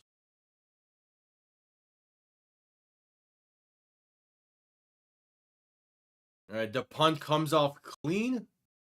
And not a great punt. Gonna bounce at the 40 and be downed at the 44. Not a great punt there. It sets up Arlington with great starting field position on their second drive of the half as we head to commercial break.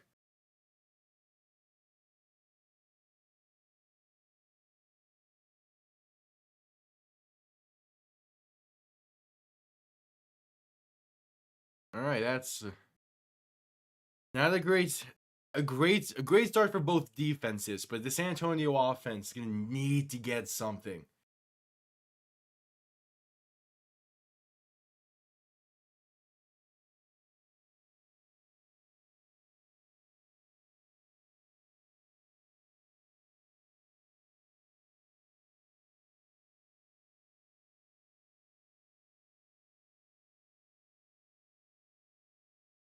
It's been a good defensive showing. Can also still be entertaining. It just feels like that, at least on San Antonio's side of things, that they're just not fully clicking right now. And part of it is Kellen Mond's first time here with this team, first time getting game reps with this team. Meanwhile, Luis Perez, he's been with Arlington for years now. So there's that factor involved of just the experience with the guys on hand. So we might see San Antonio be a team that gets better as the year progresses. But it's a very tough showing right now for this offense.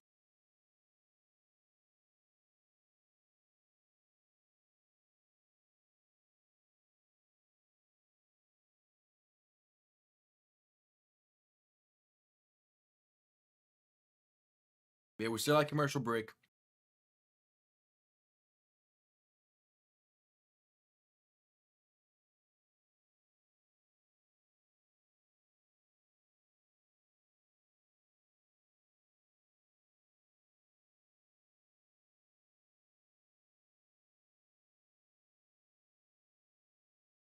Still at commercial break.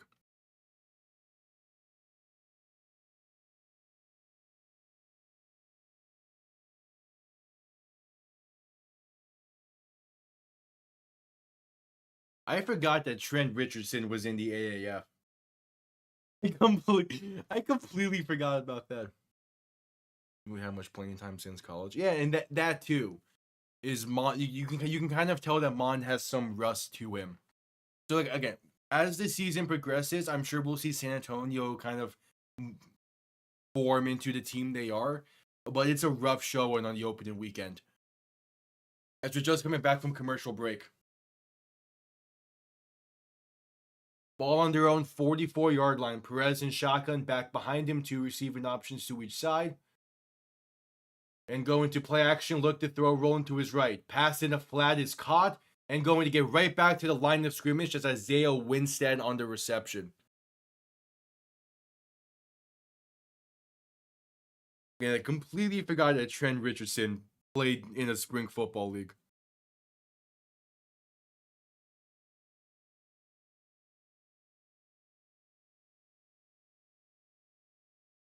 All right, 2nd and 10. Perez and shotgun back to his right. 3 receivers to the left. Going to hand this off to Day Hunter up the middle. He's going to gain a yard up to the 45. It's now 3rd and 9. That's Rashard Lawrence on the tackle. And San Antonio's defense is starting to step up. It was a very rough opening drive for them in the first half.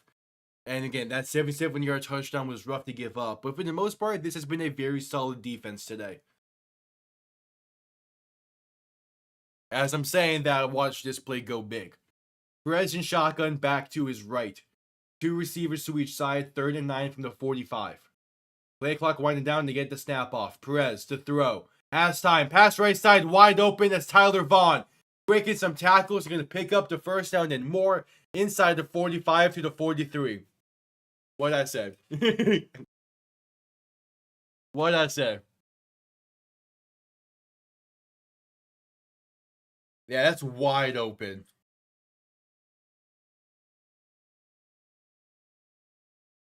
Now 1st and 10, Perez and shotgun going to quick pass left side, caught by Canella for a tight end screen, and gets up to the 40, a gain of 3.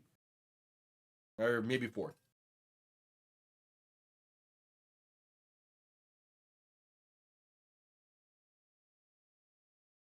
Yeah, they're going to run a lot of quick routes now.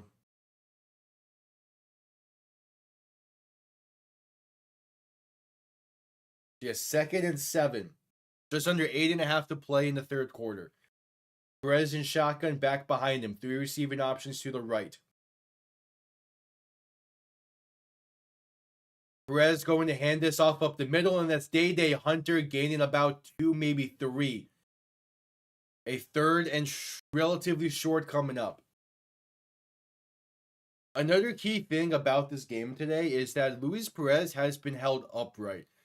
Like this again, this Arlington offensive line is playing really well.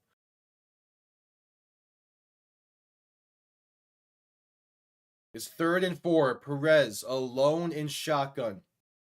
3 receivers to the right, 2 to the left. 3rd and 4, looking for the 33-yard line. And they're going to get Arlington to get San Antonio to jump, it seems.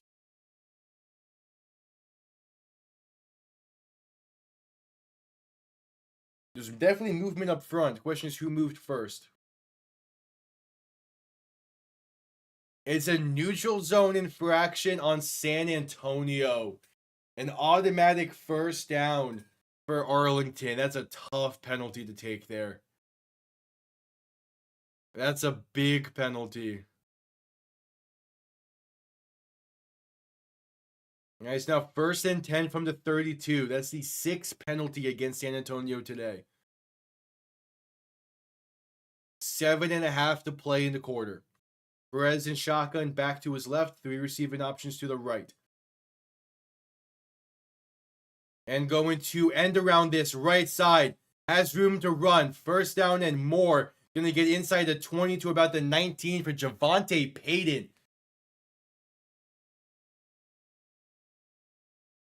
A great play call there.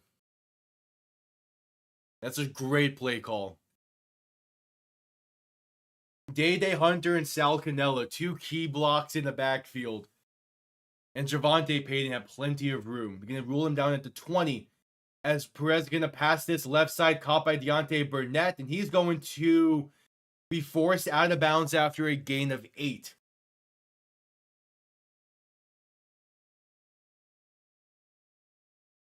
Oh yeah, this offense. This has been the drive they've needed. A really solid drive. Doing what they need to do to move the ball down the field. And waste a lot of clock.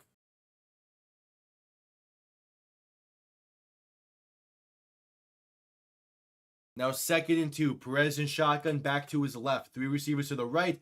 Going to keep it himself left side. Now just trying to dump it off to Javonte Payton. But throws it behind him incomplete. Basically a throwaway. Yeah, he basically threw that ball away. So now 3rd and 2. Clock continues to tick. We're just about at 6 minutes to play in the quarter. And yeah, it's a throwaway. It's a smart decision by Perez.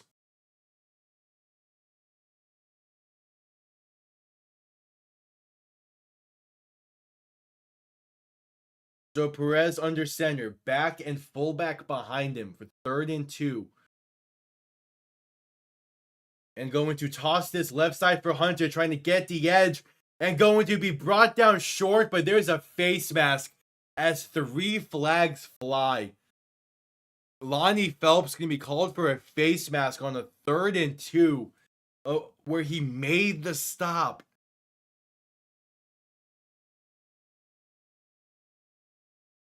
It's a very clear face mask.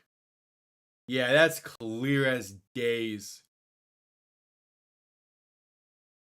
Going to be half the distance to the goal and a 1st down for Arlington.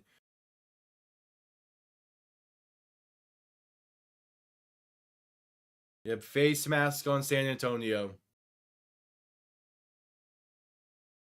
So ball's going to be placed at the 2-yard line, actually. 1st and goal. Ball at the 2. Oh, Phelps, yeah. Phelps also been pushing and shoving afterwards.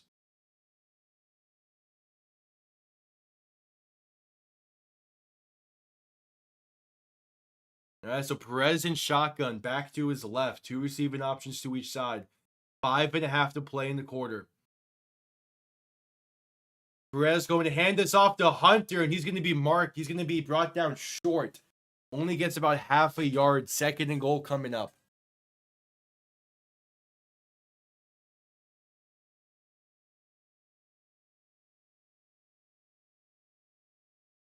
All right, and Holton Ahlers is coming in for 2nd and goal to give a little bit more of a mobile option at quarterback. And they're going into T form. Ahlers under center. 2 backs and a tight end in the backfield. Handoff for Devion Smith. And it's going to be close. And they're saying he gets in. Touchdown for Arlington. I'm not too sure about that, but they're saying he gets in. And it's now a 21-point lead and a 3-possession lead for Arlington. Same play as the opening touchdown. There's a T-form handoff left side to your more so of a power back. And it's close. It is really close.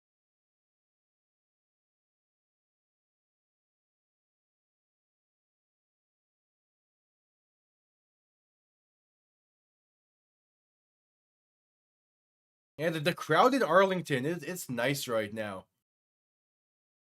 They play at home next week against Houston. So I'm hoping that crowd is also going to be pretty solid.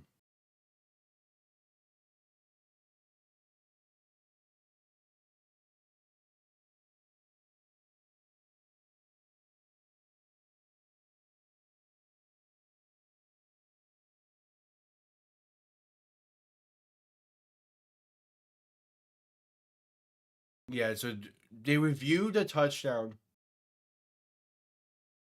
Okay, so yeah, they reviewed the touchdown and it's confirmed.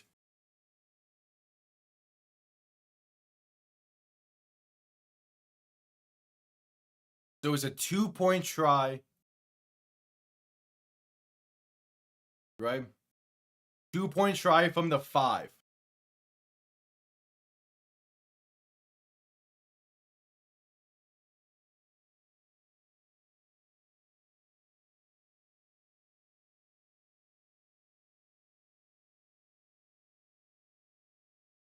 All right, 2-point try from the 5. Perez in shotgun back to his left to make it a 21-point game.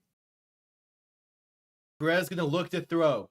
Pass time, pass left side, and it's good. Conversion successful. Now it's a 21-point game.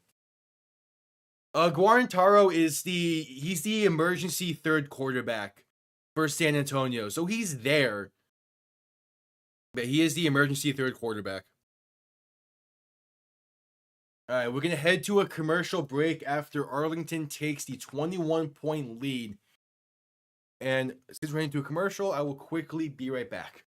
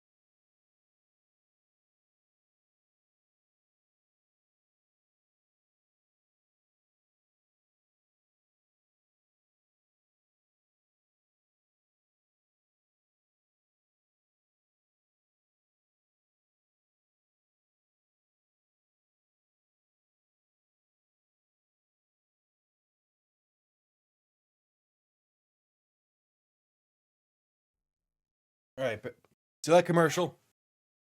Select commercial.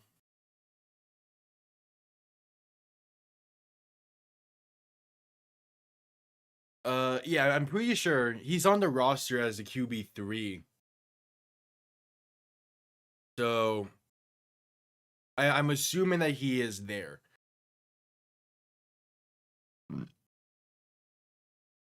As we're just getting back from commercial break.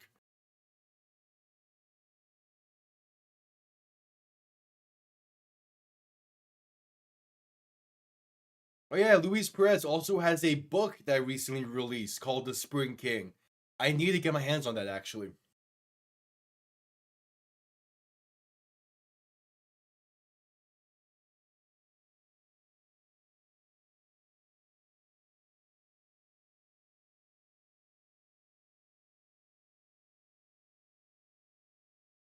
Yeah,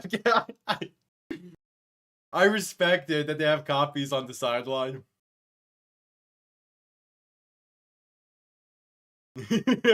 Kickoff underway. And going to be returned from the goal line. And has room to run down the left side as Anthony McFarland up to about the 27-ish. Just about 4.5 to play in the quarter.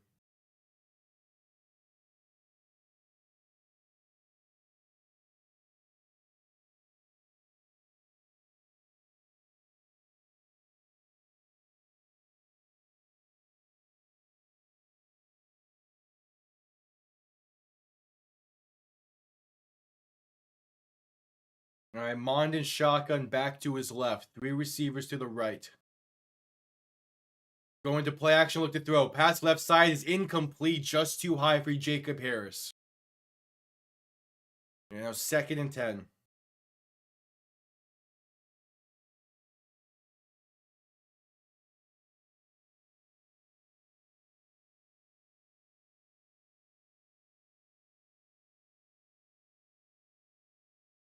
Yeah, Luis Perez, again, he's a legend in spring football. As Mond and shotgun back to his left, 3 receivers to the right. Going to look to throw once again. Pass left side, back shoulder, incomplete. Trying to get it to Jacob Harris once again. Another good back shoulder throw, just couldn't hang on to it. It's now 3rd and 10 for San Antonio.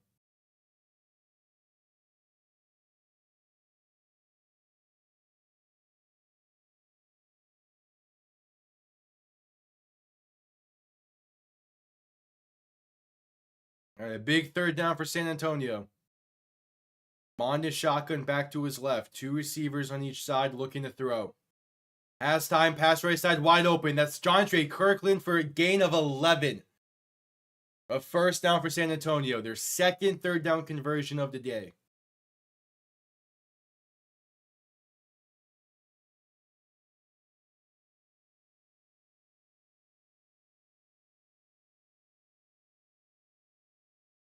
So Mond is shotgun once again, looking to throw.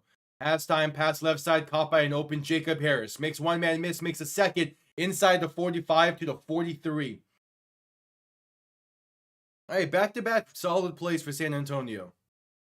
Keeping it simple. Just doing 10-yard curls.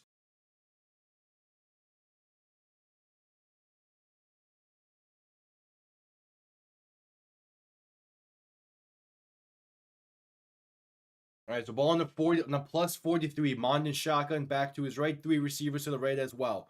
Handoff, left side. That's going to be John Lovett for about 3. Had room for more, but good play there by Arlington's defense to make the tackle. And that's Chris Claybrooks on the tackle.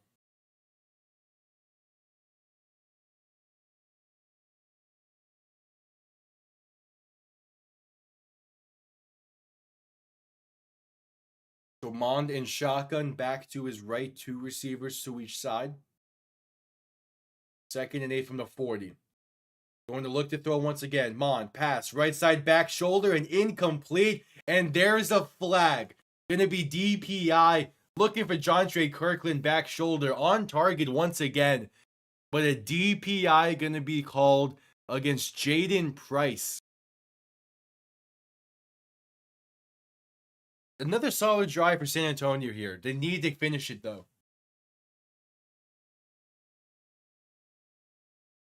And yeah, that's DPI, 15-yard penalty, and automatic first down. Got a hold of that collar and that shoulder.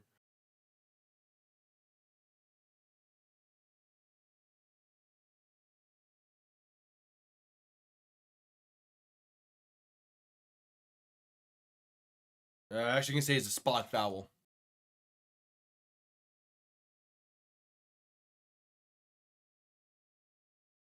So 1st and 10, ball on the 28-ish.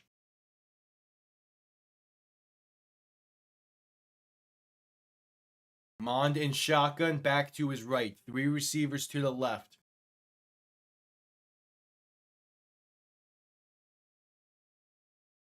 And we can hear Arlington's defense talking about the amount of guys they have in the box. Oh, ball's going to be placed at the 25 now, actually. They just announced. So 1st and 10 from the 25.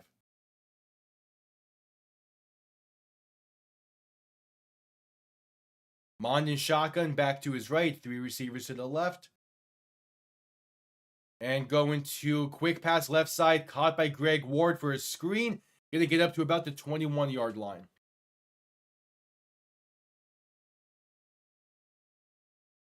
Yeah, still plenty of time in this one. It is a 3-possession game. But with how the onside kicks and everything works, they have the time. This has been a very good drive for San Antonio.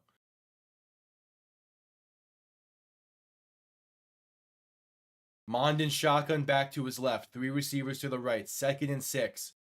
Looking to throw. They're going to step up and keep it himself left side. And sliding down for about a gain of 5. But there is a flag on the play.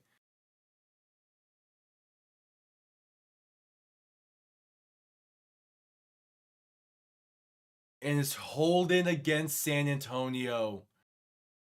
Tough penalty to take. A tough penalty.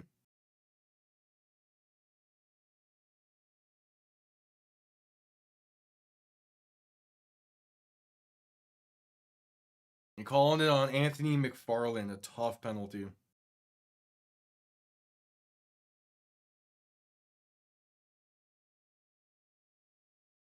Such a tough penalty to take there. So 2nd and 16. Mond and shotgun looking to throw once again. Pressure coming and gonna be stacked. But they're gonna call a horse collar tackle. Are they going to call a horse collar on this? It seems like it. Willie Taylor gets in the backfield for the sack. A flag is down. I'm just going to say horse collar. No, they're picking it up. They're picking up the flag. 3rd down.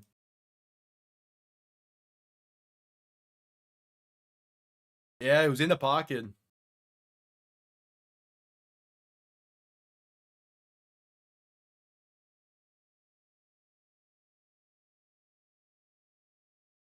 Yeah, so the differentiating is the fact that he was in the pocket. So thus it's not a horse collar tackle. All right. So 3rd and 23.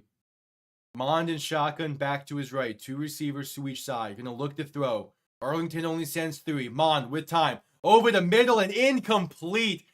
Through the hands of Greg Ward. And it's a 4th and 23 coming up. Joe Powell in coverage there. Makes just enough contact to force the ball loose. And penalties once again have ruined a great San Antonio drive. Just penalties, penalties, penalties. And out comes Donald De La Haye for a long field goal try. The ball is centered. It's 56 yards out. Kick is up and he misses it wide left. Shanked it wide left, and the Brahmas end up with no points on this drive. And 10 seconds remaining in the quarter. They didn't have to snap that ball. He could have took his time there. The game clock was 1 second ahead of the play clock. So they could have just let that run out till the end of the quarter. Instead, they snapped it and kind of rushed the snap. And he missed it well wide to the left.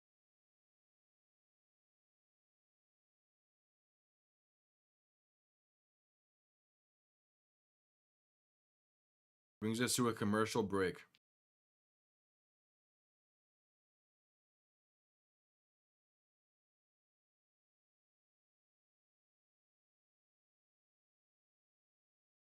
That's a rough sequence.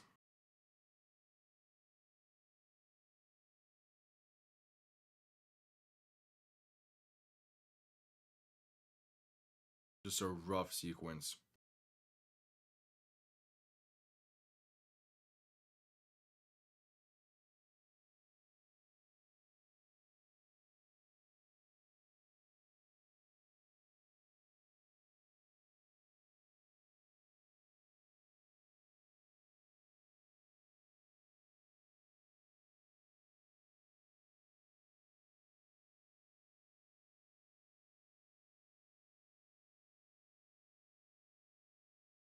Yeah, commercial break, we'll see.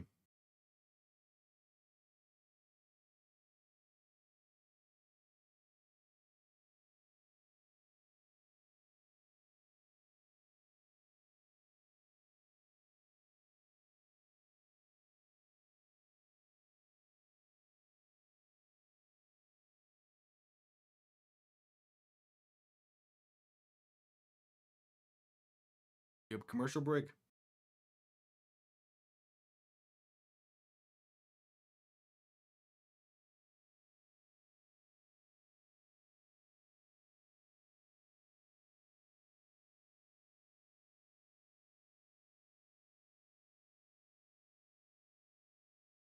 All right, just coming back from the commercial break. Again, tomorrow, 2 more games. Michigan versus Memphis at noon, and then Birmingham versus DC at 3. There's 10 seconds left in the 3rd quarter. Arlington up by 21 with the ball in great starting field position.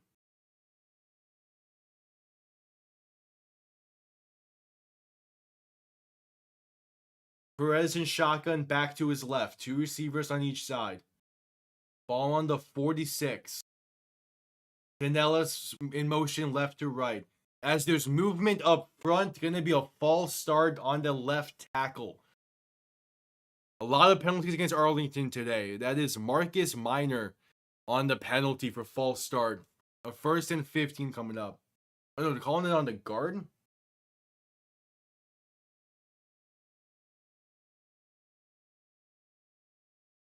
Oh no, I was looking at the wrong spot. Yeah, it's Ricky Lee. I was looking at the left guard spot on this roster sheet. Homie. Perez and shotgun back to his left. Gonna look to throw on 1st and 15. Quick pass right side, caught by Canella, and they get the yardage right back from the false start. And that'll bring us to the end of the 3rd quarter. 15 minutes to play. Arlington up by 21. With the ball, a 2nd and 10 coming up when we get back from this commercial break.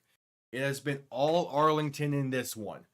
Hopefully tomorrow we have a little bit more of a competitive slate. Actually, probably not going to go to commercial. No, there's a commercial break.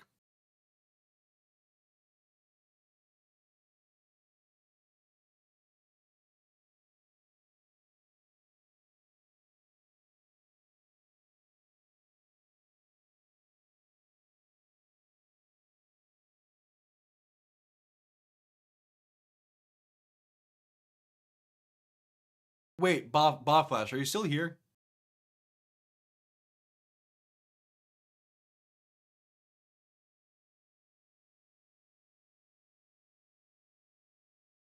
You said you had you said that for your women's March Madness bracket that it was still a perfect bracket, right?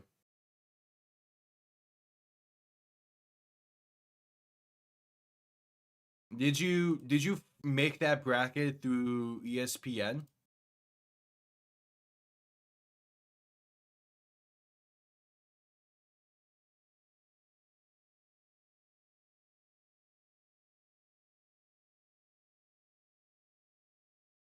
Because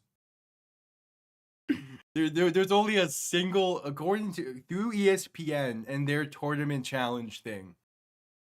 There is only a single perfect bracket remaining. You are the 1 out of 3.4 million.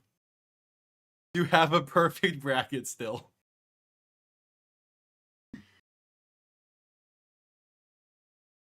That is insane.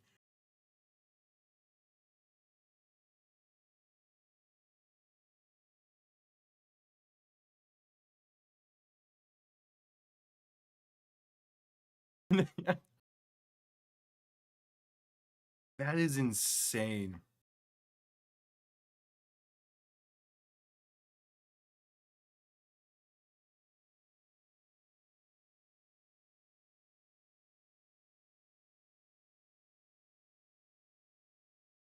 It's hella impressive. Because I just saw the tweet that said there was 1 perfect bracket remaining on ESPN. Hell yeah, man.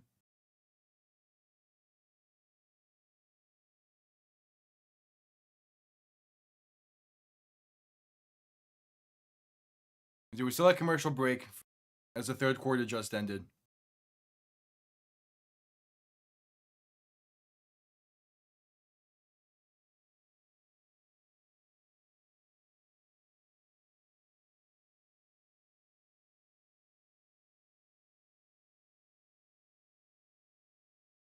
You don't think it'll last? Who do you think is going to screw you over for that? They're just coming back from commercial break.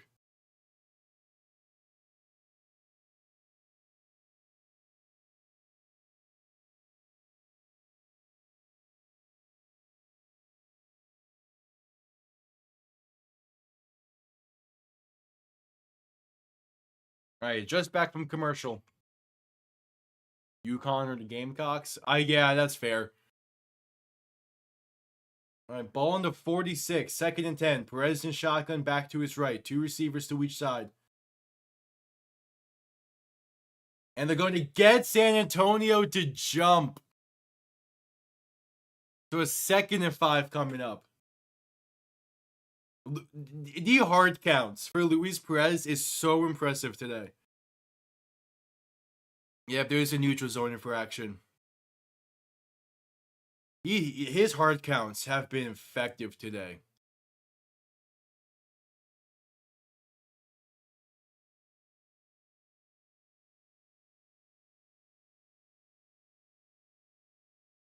All right, 2nd and 5.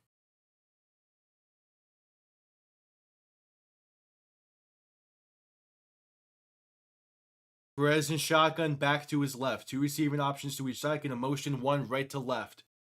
Perez is going to hand this off to Balaj up the middle. Going to bounce it left side. And going to gain about 3-ish. But there's a flag. This will be brought back. Going to be holding on Arlington.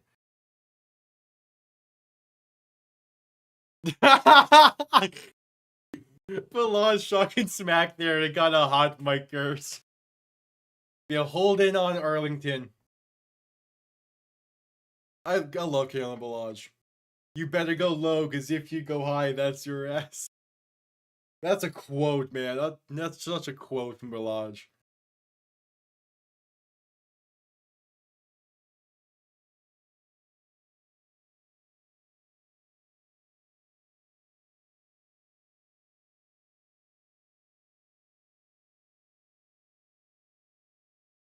All right, 2nd and 15. Perez in shotgun, 3 receivers to the left, 2 to the right. Going to look to throw once more. Perez with time. Pass over the middle is caught by Winstead, and he's going to get about 7 or 6, maybe 7. It's a 3rd and roughly 9.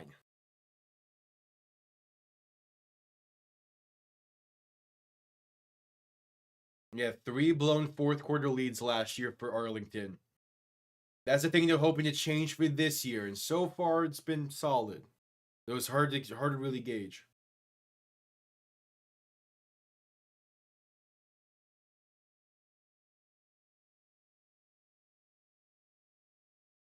So 3rd and 8, gotta get this snap off, and they're not going to. Arlington calls a timeout, their first of the half.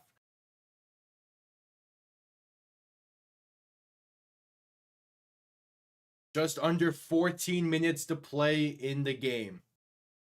Arlington, one more score, one more touchdown puts this one away, basically.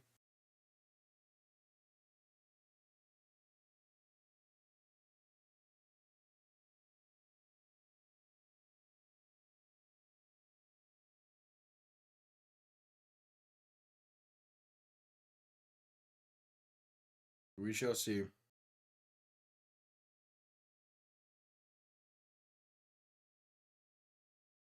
It's a 3rd and 8 for Arlington.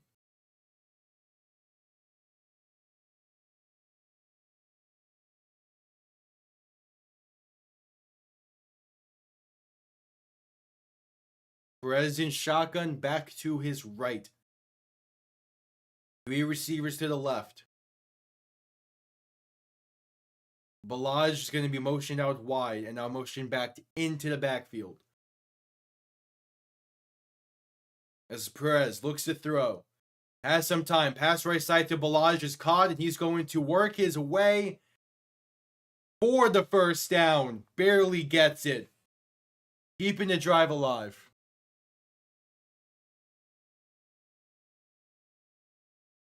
Kellen Balaj, man, he's been a weapon for Arlington today. When does Arlington and St. Louis play first? The 19th, okay.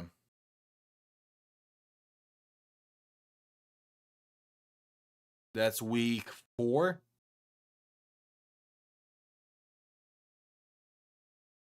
All right, Perez in shotgun, back to his right. 2 receiving options to each side. Going to motion 1 towards the backfield. Perez, shovel pass. Now he's throwing it right side and incomplete, looking for Canella.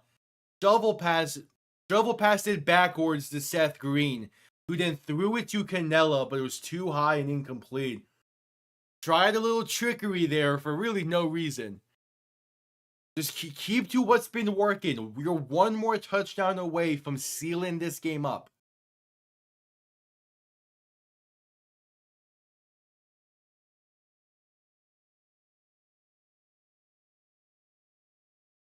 So Perez in shotgun, back to his right. Play clock winding down, and they're going to barely get the snap off in time. Perez, back shoulder throw, right side is caught. And that's Tyler Vaughn. Makes 1-man miss. So 1st down and more. Inside the 30, down to the 28. All right, that makes up for it. EJ Speed is signing with the Texans. Oh, and there's the flag post play. As this is getting chippy between these two.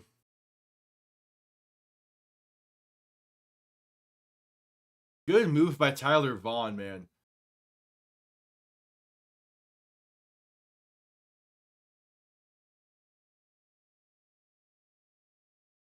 Oh, it's a personal foul against San Antonio. So tack on to the end of that one. Ooh.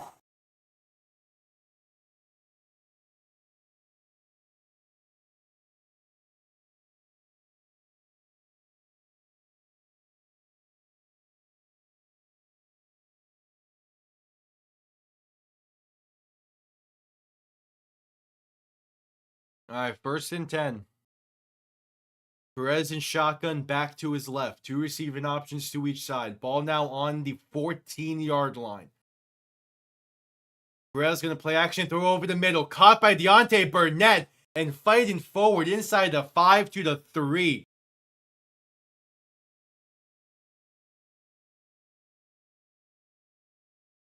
All right, now 1st and goal. Perez and shotgun back to his right. 2 receiving options to each side. Handoff up the middle for Balaj. And he's going to fight his way and be marked just shy at the half-yard line.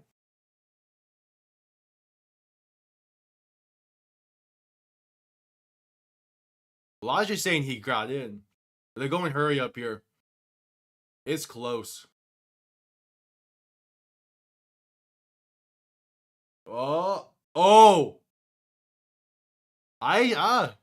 That's close. It's very close. They're going to mark him just short. Perez in shotgun back to his left. Oh, and there's a timeout being called by Arlington. They weren't going to get the snap off.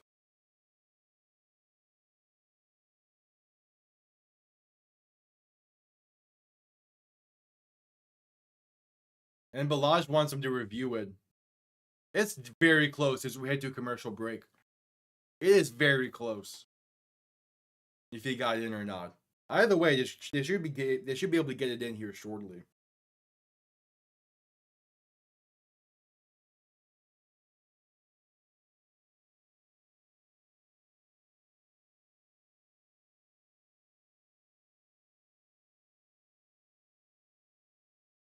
But yeah, heading to another commercial break. Yeah, the UFL will be around again next year, I think. Did they have plans to expand for next year? So yeah, I think it'll be around. These first 2 games have not been good to showcase the quality of the UFL. I mean, you remember from last year that like these games can be a lot more competitive, and hopefully we're going to see that tomorrow between Birmingham and DC. But yeah, I definitely expect to see the UFL again next year. But again, we have about 11 minutes to play in this one. And a reminder, I will be live again tomorrow for those 2 games. At noon, it's Michigan versus Memphis. And at 3 o'clock EST, it is Birmingham versus DC. Birmingham versus DC should be a great game, hopefully. Michigan and Memphis, that one, who really knows? But yeah. We're at commercial break. I will say though, like I was like, when I was making my predictions for this week, I was kind of going back and forth on this game. Arlington has surprised me with how dominant they've been. And it's going to set things up pretty interesting in the coming weeks. Because Arlington has Houston next week, and then they have a stretch of Birmingham, St. Louis, DC, St. Louis, and Michigan. Michigan, DC, like they have a very tough stretch after playing Houston next week. So it's going to get interesting after just coming back from commercial break. 2nd and goal from the half-yard line. Perez in shotgun back to his left, going to give it to Balaj once more, and he's going to be stuffed. The loss of about a yard. Great run stuff by the San Antonio defense. But yeah, they just run it back once more.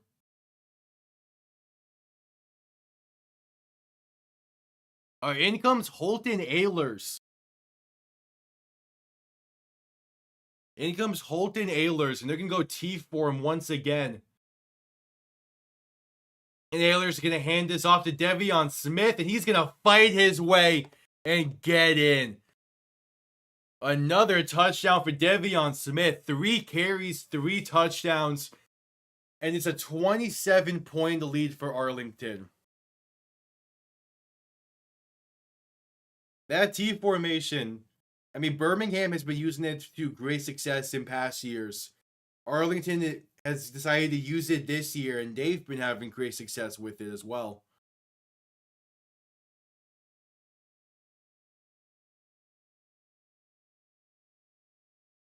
And they're going to go for 2 from the 5-yard line right hash to make it a 29-point game. San Antonio's defense has just not been it this year so far. It's one game, but this is a bad showing for what was a great defense last year.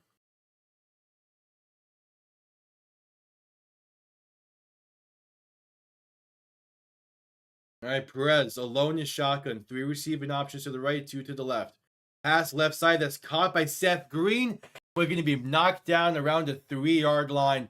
It remains a 27-point game and a 3-possession game.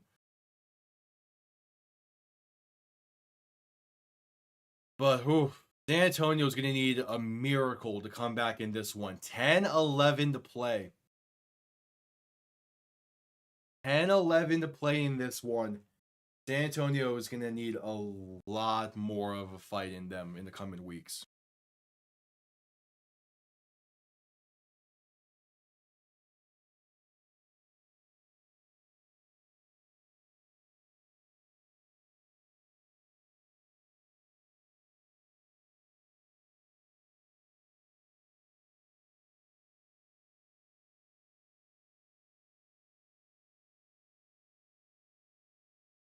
Yeah, since McCarron didn't sign anywhere, I wouldn't be surprised if he retires.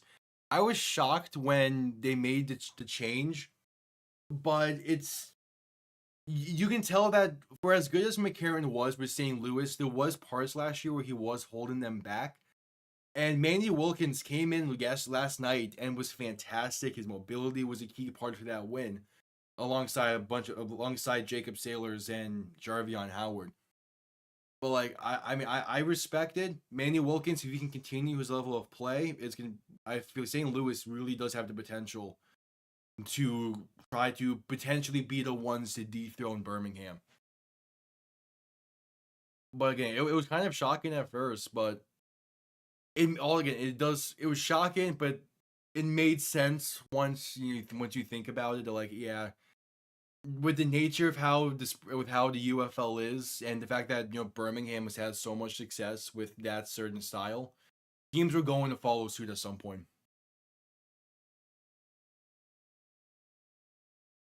Yeah, I know he was a finalist. I think Anthony Beck wants to bring a championship to St. Louis before he leaves to go elsewhere. So we'll see if that happens this year. And then it's just the teams are shifting more so towards mobile quarterbacks because that's what works. In spring football, when there's a higher chance of breakdowns in plays, especially for defenses, a mobile quarterback is needed. As kickoff is underway, we're just coming back from commercial break, going to be returned from the 10, and Anthony McFarland going to get past the 30 to about the 32. And we even saw that with San Antonio, because did they move on from Garbers and Dormady to bring in Kellen Mond, because he has a little bit more mobility in him. He just hasn't really been able to show it so far tonight.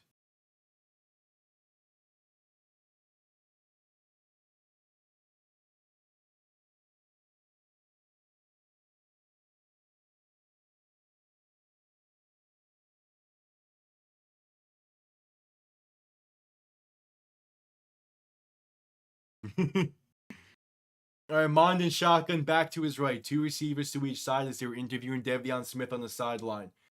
Mond looking to throw, shakes off some pressure in the pocket and throws one right side that's caught by Justin Smith for about 8-ish.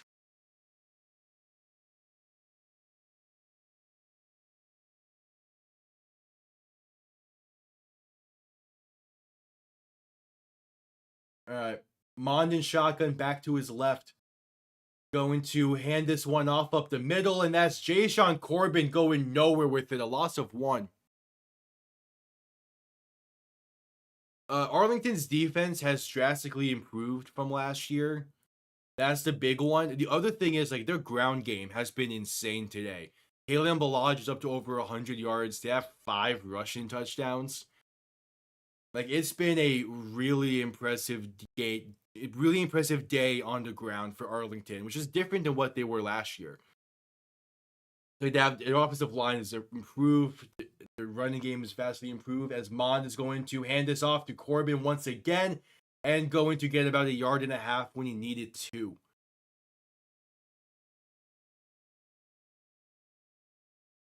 Because, like, again, like, Luis Perez isn't the most mobile of quarterbacks. So they needed to get a better running back room and ground game to counteract that. As you need to be able to run the ball if you're going to win games. And they have found that with Kellen Balaj. Devion Smith, he has 3 carries and 3 touchdowns. Just under 8.5 to play in this one. 4th and 1 for San Antonio. Mond is in shotgun, play clock winding down, and they're not going to get the snap off in time, as they'll call their first timeout.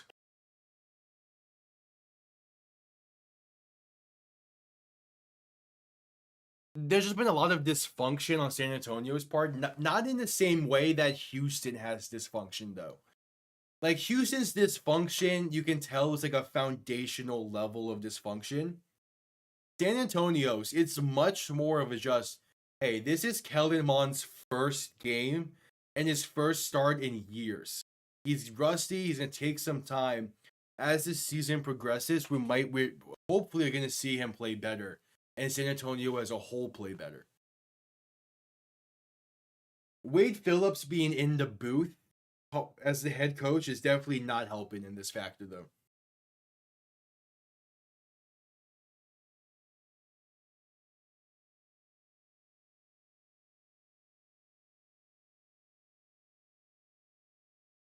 All right, 4th and 1, 8:21 to play in the game. Ball on the 41-yard line. Mond in shotgun back to his right. 3 receivers to the right as well. Going to hand this off up the middle. Breaks 1 tackle and has room to run for the first down and more. Still pushing the pile. Past the 50 to the 49. Jashawn Corbin, a great run to keep the drive alive.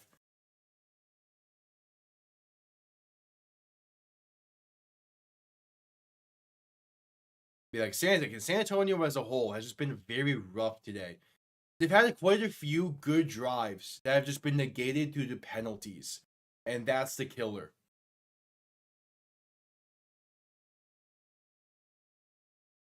Mond in shotgun back to his left. 2 receiving options to each side, looking to throw on 1st and 10.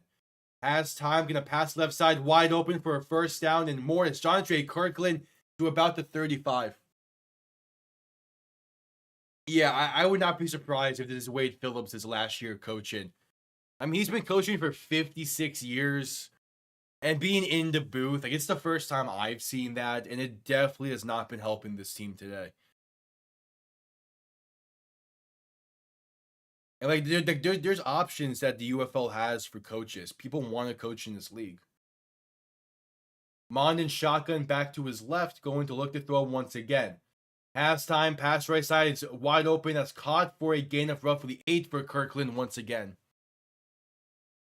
So, like, we're going to see probably 4 new head coaches next year in the UFL, because I would not be surprised if Phillips retires, if CJ Johnson gets fired over there in Houston, and then the 2 expansion teams.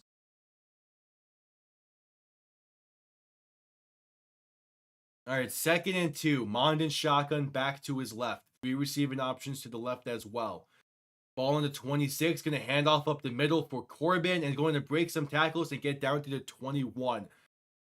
Again, a very solid drive right now. They haven't really used Kellen Mond's legs today. And that's definitely been a massive issue for this offense. Because, like, his mobility can open up so much to this offense. Mond and shotgun back to his right, 1st and 10. Going to look to throw as Arlington sends pressure. Mond throwing right side and incomplete throwaway. Caught by the sideline reporter. There's a flag now as well. And it's holding on San Antonio. Sucks. No, on my end, it's still the UFL. But that could also be a location-based thing. Because the Marlins game is already over by this point. Plus, we're not beyond Fox. So yeah, it's still showing for me.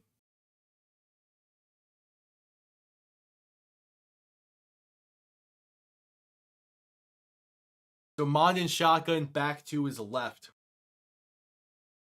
Going to look to throw once again. Mond with time. Going to step to his left. Pass over the middle. Wide open. Caught. That's John Lovett inside the 20. And down into the 15 before being smothered by 3 Renegades. Yeah, they're showing on the ticker below that Mets Astros is playing on FS1 right now. I assume in some areas. Mond and shotgun, and Arlington is going to call their final timeout with 5:17 to play.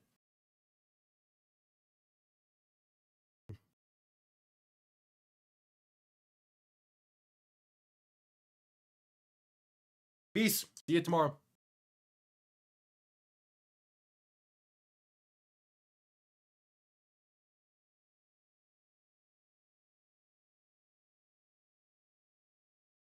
It's 2nd and 4. The banter between Joel Cladd and the sideline reporter is amazing.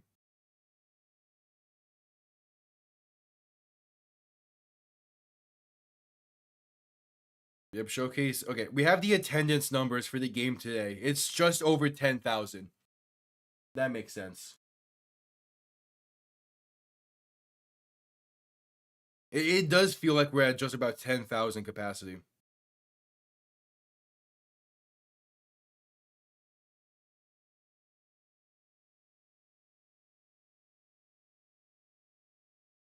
All right, 2nd and 4. Ball on the 15.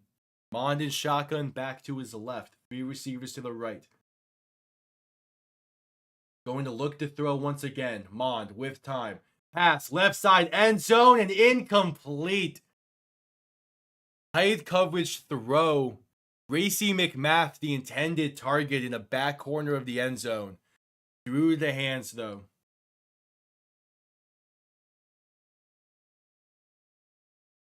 Ah, that's a good throw. Oh, that's it's slightly higher. It gets there clean. Jaden Price barely gets some fingers on that one to knock it away. It's now 3rd and 4. Mond looking to throw once again. Arlington sending pressure. Mond with time. Pass left side. Tipped at the line and caught for a gain of about 3. That's Greg Ward on the reception. 4.5 to play.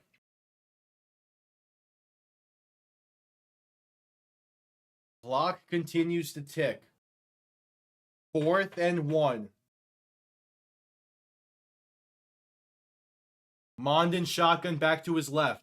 Handoff up the middle. 1st down and more. Inside the 5. And John Lovett gets in the end zone. The Brahmas finally get 6 on the board. 4:09 to play. That's a great drive for San Antonio. Too little, too late, but John Lovett. First on the board for San Antonio this season. Good blocking up front. Good running by Lovett. And they're probably going to see a 3-point try.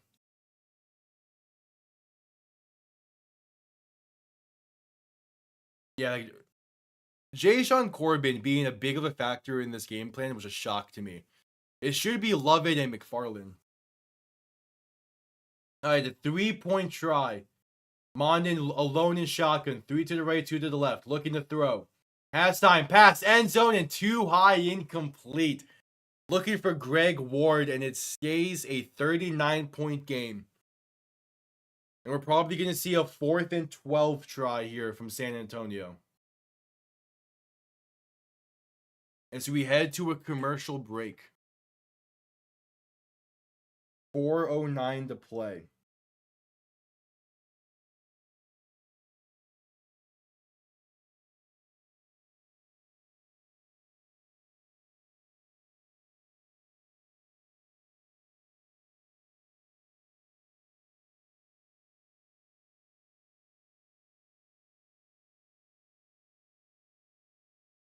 Hey, commercial break.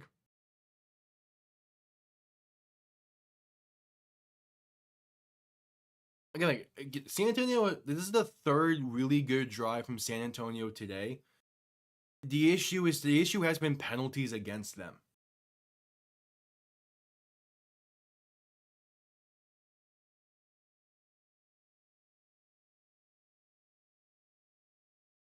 It's just weird.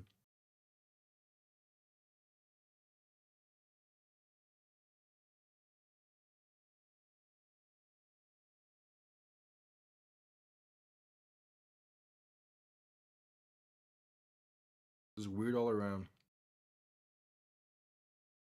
Again, 4 minutes to play.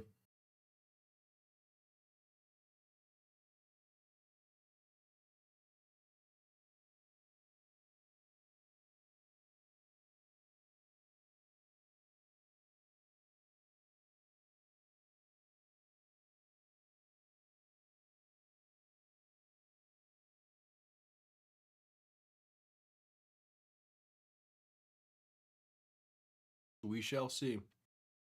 Yeah, we'll probably see a 4th and 12 onside try from San Antonio when we get back from commercial.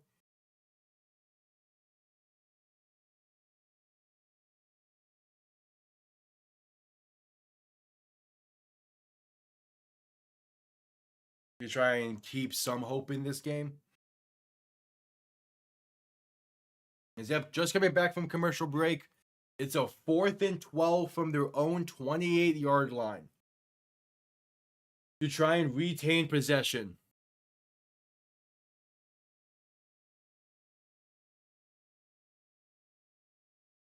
Mond in shotgun back to his right.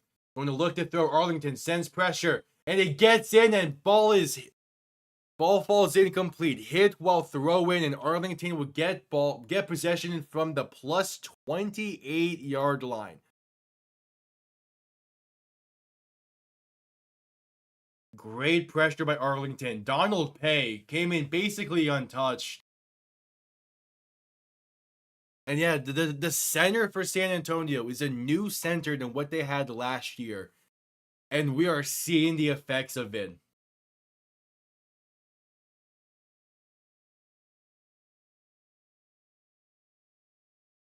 .405 to play. We're going to see Arlington try and kill clock here. Perez in shotgun back behind him. Ball on the plus 28. And going to hand this off up the middle, and that's going to be a gain of roughly 3 up to the 25. That's Day Hunter on the carry.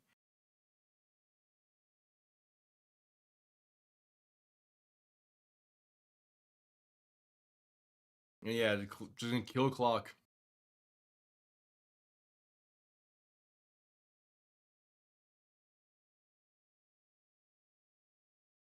Second and 7.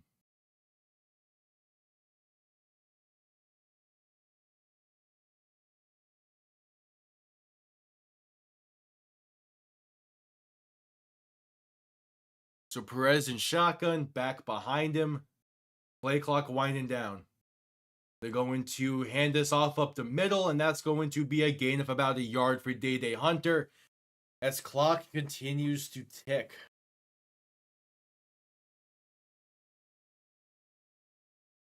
Yeah, Luis Perez played well today also, but the ground game is the main point of emphasis for Arlington today.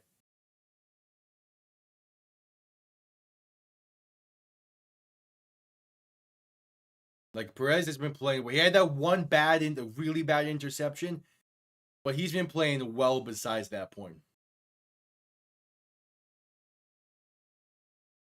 Perez in shotgun looking to throw once again on 3rd and 6.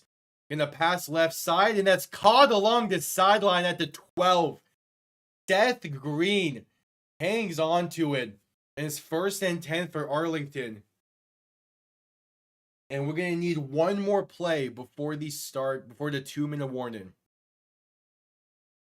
A beautiful throw to Seth Green.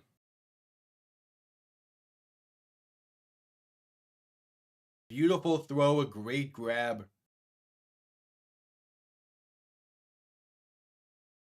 Ball on the 12 now. Same ball on the 11. Perez going to hand this off to Day Hunter right side. Had some good blocking to get inside the 10 and down to about the 7, maybe the 8. And that will bring us to the 2-minute warning. 2 minutes to play. Arlington up by 21. And it's been a fantastic showing for this Arlington team as we head to commercial break.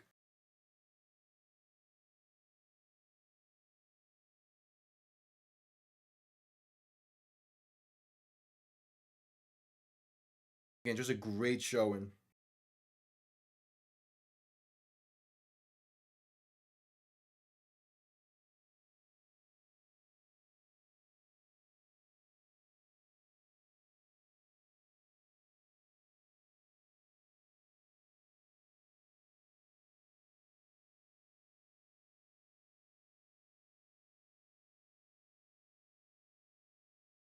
We have commercial break for the 2-minute warning.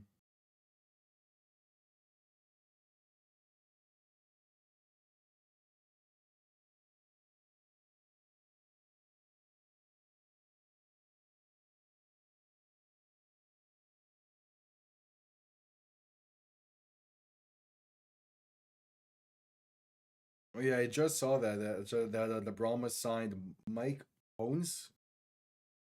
Owensy. Did they sign him mid-game? I assume he'll be on the roster next week then. That's an interesting signing though.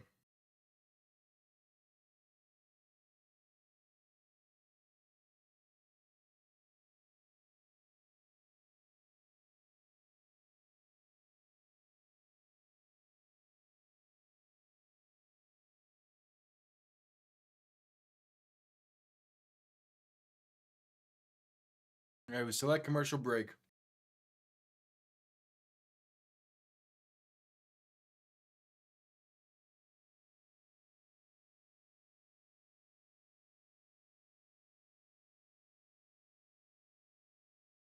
All right, just coming back from commercial break. Arlington with ball inside the 10 at the 7. Up by 21 with 1:58 to play. Been a great game for Arlington. Would have liked if San Antonio was able to be more competitive, but still not terrible of a showing. Perez in shotgun back to his right, going to send Deontay Burnett in motion left to right as he hands this off up the middle, and that's going to be Day Hunter getting to the 5. And clock is going to continue to tick. Cool. Time to order food.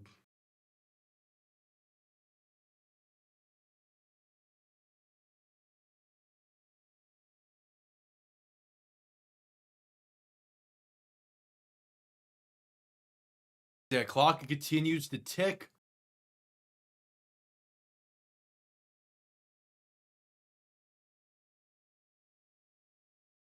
Third and 4. Perez in shotgun back to his left. Going to get the snap off in time as they hand off to Hunter up the middle. And he's going to lose about 3 on the play to make it a 4th down. As clock continues to tick, they need one more play.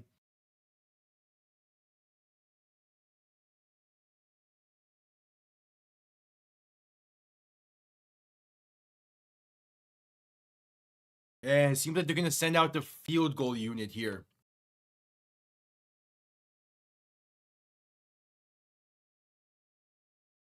Yeah, Kellen 9 carries, 110 yards, and 1 touchdown. Which is a great showing. As Lucas Havrisek is on for his first field goal try of the season.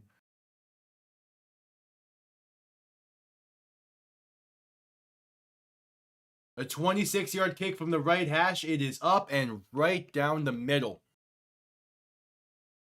19 seconds to play. San Antonio will get the ball back.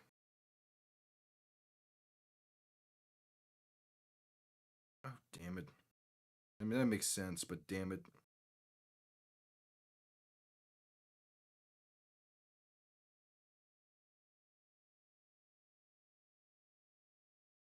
Try to get royalty points and a promo code. Unable to, though. As I'm ordering dinner real quick. There's 19 seconds left in this one.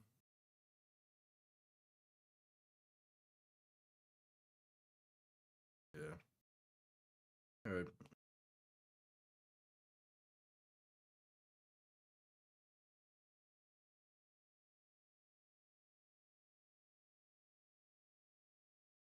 As we await the kickoff from Arlington here.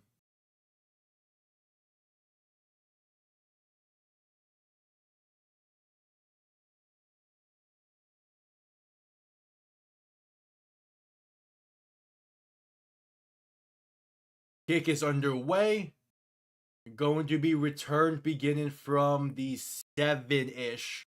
And that's McFarland going to get past the 32 to 31-ish. And we need one more play from San Antonio with 11 seconds to go. So Arlington, a big-time win.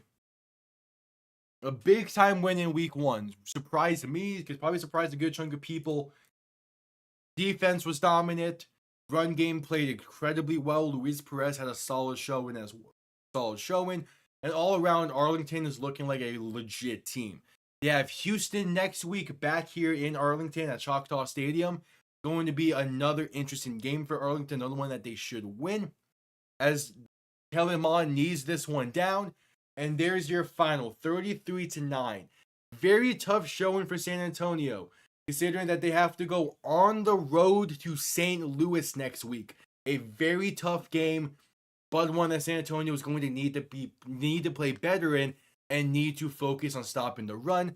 But that is for next week. Tomorrow, I'll be live at noon for both the Memphis and Michigan game and the Birmingham, DC game.